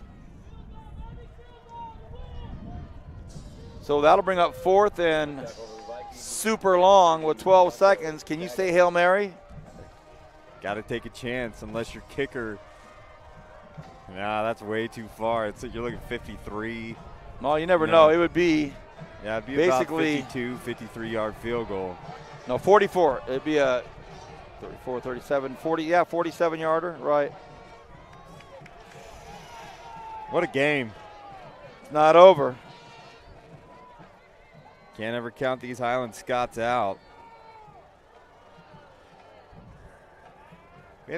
Good overtime game would always be fun, too, especially the playoffs. Get it going in there. Playoffs, overtime, take us into Highland. Take us into a 3-day weekend and all that stuff. That'd be a great way to look at it. I don't know if you quickly could get that guy down in the maroon long sleeve right down there. I'll call him a young gentleman real quick. Let's get it real quick if we can on the camera. Actually, in the green. Actually, let's get on the field now. But Ned Permenter was down there. Long time Foothill Trojan down here watching the game. Here we go. 4th down. A touchdown in the end zone. Highland moves on. Sakamoto drops back. They're rushing 4. He's in trouble. He launches it up again. It floats again. It is this time intercepted. Wow. Mason has it. What can Mason do with it? He's on the near side. He cuts back. He wants some more yardage. Big block. And he's brought down, and we're going to go to overtime. Mason with the pick at the goal line. We will take a timeout. When we come back, we're going to present you overtime in the playoffs on KernINetwork.com. Woo!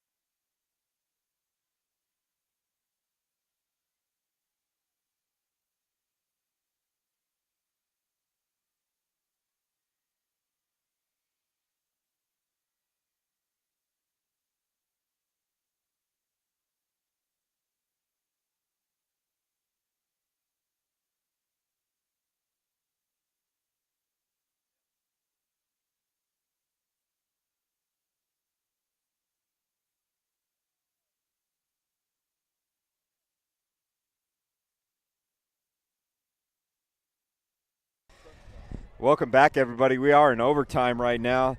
As you're looking on the screen right now, 2 legends of the game. You got Tim Harnett, that is down there, longtime Highland coach, BHS coach, Golden Valley coach, talking with Coach Ned Permenter, in which the Foothill Stadium is named after. 2 legends right there. You're looking at an amazing look at Vance Palm. You know all about both those guys right there, Tim Harnett and Coach Ned Permenter.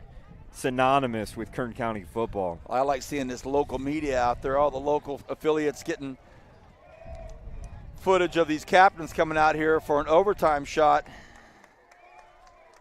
And that's fun. Hartnett and Permenter, boy, they've had some games. Absolutely. End of regulation, 35-35.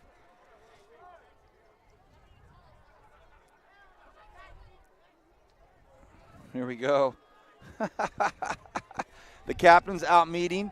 Why not in week 1 of the playoff football? Why not go to OT, huh? Can you explain that? I mean, just a exciting game. Proud to be a part of it, but it's also a double-edged sword because my heart is going to break for some seniors out here that are going to be, there has to be a winner, there has to be a loser, and right here we're just seeing this. It's just too bad that someone has to lose such a tight-knit game right now.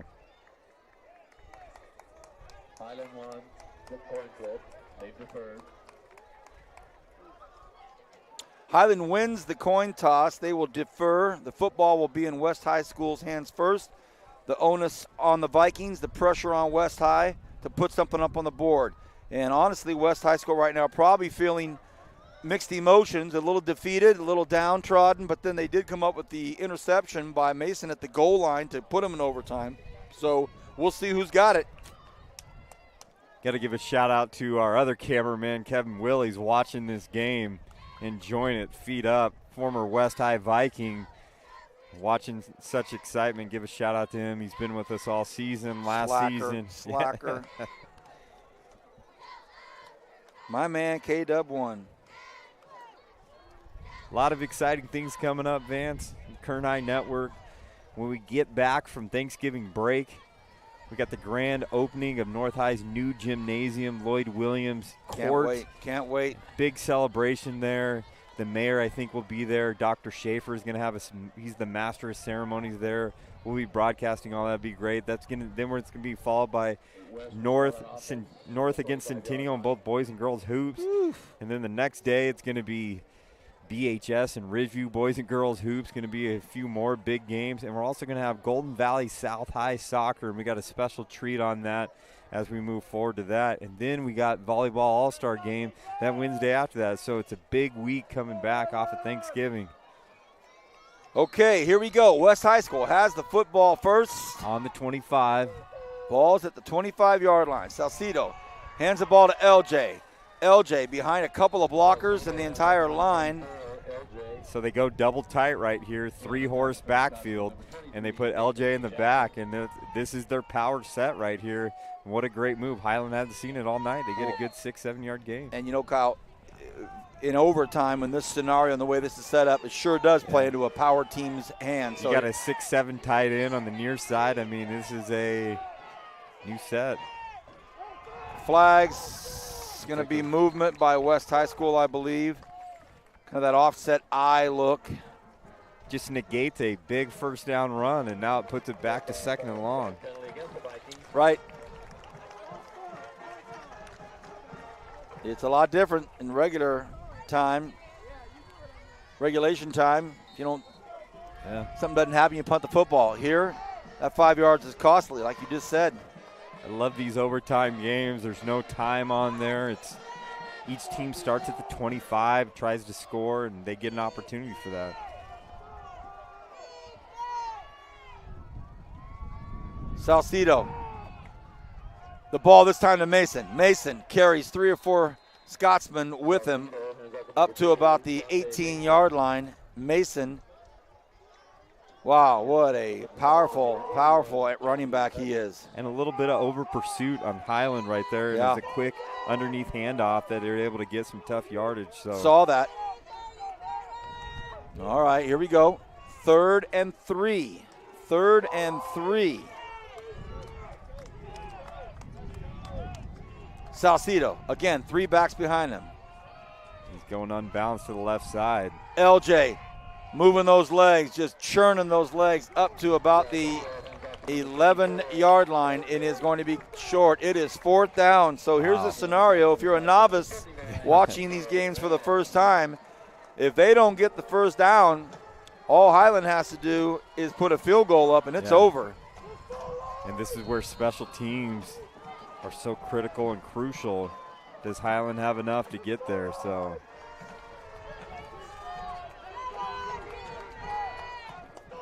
wow, big play. 4th and 1. Will Salcido try to go for a hard count, or will they just get down to business? Salcido wants it himself and gets it. Wow.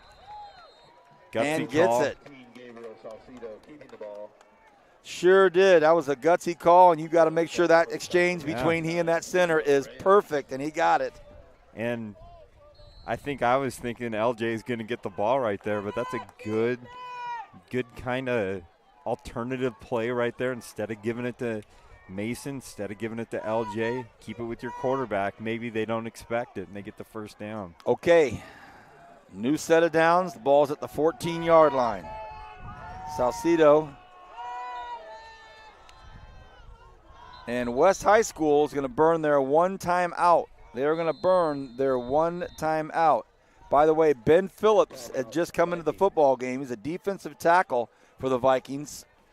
So he snuck out there. But then Coach Dunham called the timeout. And, while we have this timeout, I want to echo what you were saying earlier. My father is a veteran, United States Air Force veteran.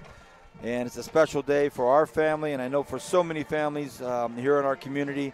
Veterans Day Parade will be Saturday morning, 11:11. It's a great number, and that'll be a big Saturday for all of us and for all of you men and women that have served our country. Thank you so much. We know many relatives have been lost in battle, and so thank you from the Kern High School District, from KernHighNetwork.com, from Julian, Kyle, and myself. Thank you very much.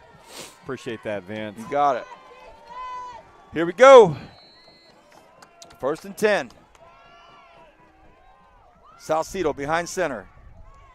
Drops back, wants to throw, floats one out, and no chance. And they made sure of it. You're either going to get it, Mason, or nobody is. I don't mind that call on 1st down. I mean, and now it sets up 2nd down. They've been able to run the ball effectively. I still like to maybe see him get a chance at that, but nonetheless, it's a decent move right there. Deb Vikstrom's happy. Another hour on the property. At least. Especially going into this 3 3-day weekend Oh, right yeah. there. So. Let's play it on midnight, huh? Yeah, absolutely. Oh, boy. Here we go. 2nd and 10. Salcedo. Oh, a little reverse A action reverse there. to Mason. He's got room. He's got a touchdown. Wide open. And he gets in. That was a beautiful play call. Play and look there. at the West High side. Those fans are rocking over there. A beautiful play. And Mason just strolled into the corner of the end zone. Boy, hats off to Brandon Parks. What a great call. Especially on an over-aggressive defense like that, and they're trying to make a big play. Donta Mason with a big. Another thing about OT, these PATs are as crucial as they get. As crucial as they get. And Harding will come in to do the work. Fortunately, the quarterback's the holder. The snap is low, bobbled, and it's up and it's through. No flags, so on the board first to add 7 to their 35. It's 42-35. Highland will now take over, and they'll have a football at the 25-yard line. And so now, can't be a field goal. It's got to be 7. And I mean 7, 6 plus 1. What great plays. I mean, Donta Mason, creative ways they've given him the ball all night. Now we add a reverse to that package of a fade, kick return, an interception return, a sweep, a counter. Now you add a reverse in there. Definitely is a lot going on to get him the ball. Woo. What a game.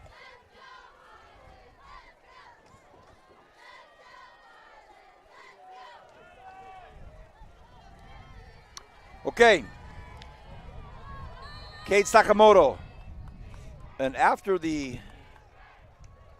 break between the touchdown, they now get everybody out there that they're supposed to have in that full quad motion to the near side. Sakamoto hands the ball to Johnson. Johnson wrapped up in between the hash marks. Maybe got a yard. So if West High picks up a tendency every time that they've gone to that shift to quads, it's always been a run on the backside. So maybe they had a little adjustment for that right now. Some nervous fans here right now. 2nd and 8.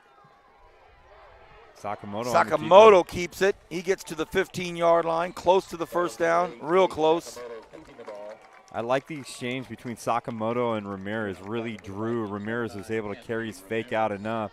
Sakamoto did a good job at that mesh point, be able to keep it and get enough to make it 3rd and very, very manageable.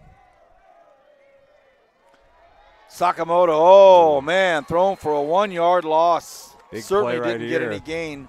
4th down. So here it is, 4th and 1. And the football game rests on this play. Fans up on both sides of the football field. The West High crowd up, the Highland crowd up. Here it is, no timeout being called.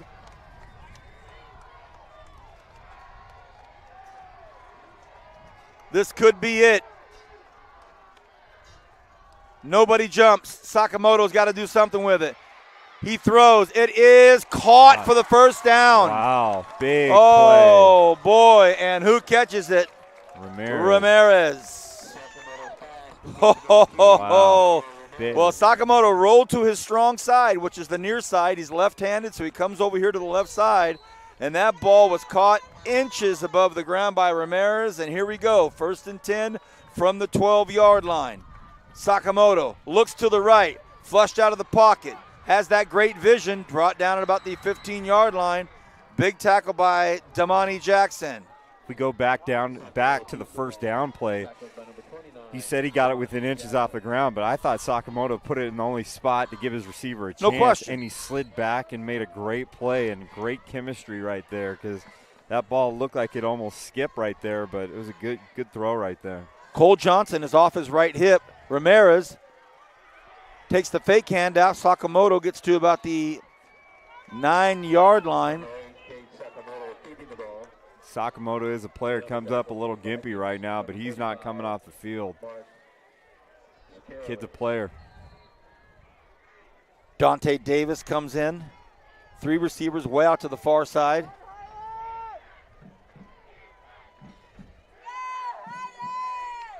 Third and 8.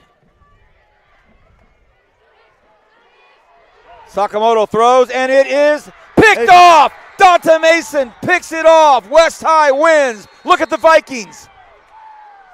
Wow. Dante Mason with the big-time interception. West High School wins in overtime, and the magical season of Highland comes to an end. And the turnaround story of the West High Vikings continues to be written. Congratulations to head coach Derek Dunham and the Vikings, and a huge play by Dante Mason at the goal line. Wow. What a night of football, 42-35. And, of course, to head coach Michael Gutierrez and his coaching staff, what a season it has been for Highland. It ends tonight. The Vikings continue on. Oh, Kyle, your thoughts? Well, it's big-time players making big-time plays, and that right there was a big-time play by Dante Mason. Hats go off to Cade Sakamoto. He had a big-time game tonight, and he just wanted to play and compete, but came up short at the end of the game. The game of driving is like the game of baseball. It's how many times you make it home safe that counts, so please drive carefully. What are your thoughts, Vance? Pick up a piece of trash on your way out. Well, first of all, my thoughts, I'll go on each squad. That way it's not a partisan thought. I will tell you that Highland High School has made history this year for their school, their campus, and the surrounding community, and they have put on a show. They've had some of the most memorable plays in recent history, and they've had a great, great season, and I'm sure that Coach Gutierrez will remind them of that tonight. And then on the other side of the football field, the job Derek Dunham is doing, not what he's done, what he is doing at West High School with his coaching staff over there. Brandon Parks, Wyatt Ross, John Guevara, Justin Neal, Sato Castaneda. Congratulations to the Vikings. And we talked about it. We all knew that it was part of the landscape of the changing football landscape here that West was back. And I just love to see the excitement for the Vikings. They're re-energized. We see Joseph Maya being carried off by 2 of his teammates. What a great story. What a great look that is to have his teammates carry him over there for the big handshake. And, cold night. Game. A great night. Man, oh, man, Kyle. 42-35, the final. West High School wins. Let's thank our sponsors, first of all. I want to thank Kern Schools Federal Credit Union, United States Army, PAF Solar and Communications, Premier Lighting, Raymond's Trophies, and Tony's Pizza. And I know that you and I both have some thoughts on that. Your thoughts on the Tony's Pizza player of the game? My thoughts on Tony's Pizza, I just had the Chili Verde pizza last night, so it was Kyle. Not what you're going to eat. The okay. award we're going to give out. After that burrito you just had, you're still man. I had a lot of LJ had a great game tonight. Salcedo had a great game tonight, but the critical moments, the critical times, I just think hands down Dante Mason was the guy that consistently made big plays. He made a big touchdown in overtime. He started off the game with an interception. It seems like an eternity ago. Just every conceivable way he impacted the game. And so Dante Mason's my Tony's Pizza player of the game. I concur. I couldn't give it to anybody else. And, there were some guys that had some nice moments out there. But if you didn't know anybody here, let's say you're an out-of-towner visiting a relative and you came to watch this game and you had to choose the player of the game, you would say number 2, Dante Mason. So congratulations to Dante Mason. We don't know exactly what's happening yet next week. We'll let everybody know through the social platform that we have. So stay tuned on that one. A lot of big games next week that we have possibilities that we're trying to aim for. So you got it. We're going to let them know. On behalf of Julian, our cameraman, thank you, sir. You are the man. Silent warrior behind the camera. Thank you to my partner, Kyle Wiley, director, producer. Thank you, sir. Hey, buddy, what a great Appreciate night tonight. Looking forward to next week. And, man, when you cover Highland, exciting things happen. But tonight, the West High Vikings end up with a big win. We look at the 2 moments here, a very quiet, somber Highland team and a jumping, happy, joyous Westside team. For everybody, have a fantastic long weekend. Please drive safe. Please be careful. And to our veterans, thank you. Good night and God bless.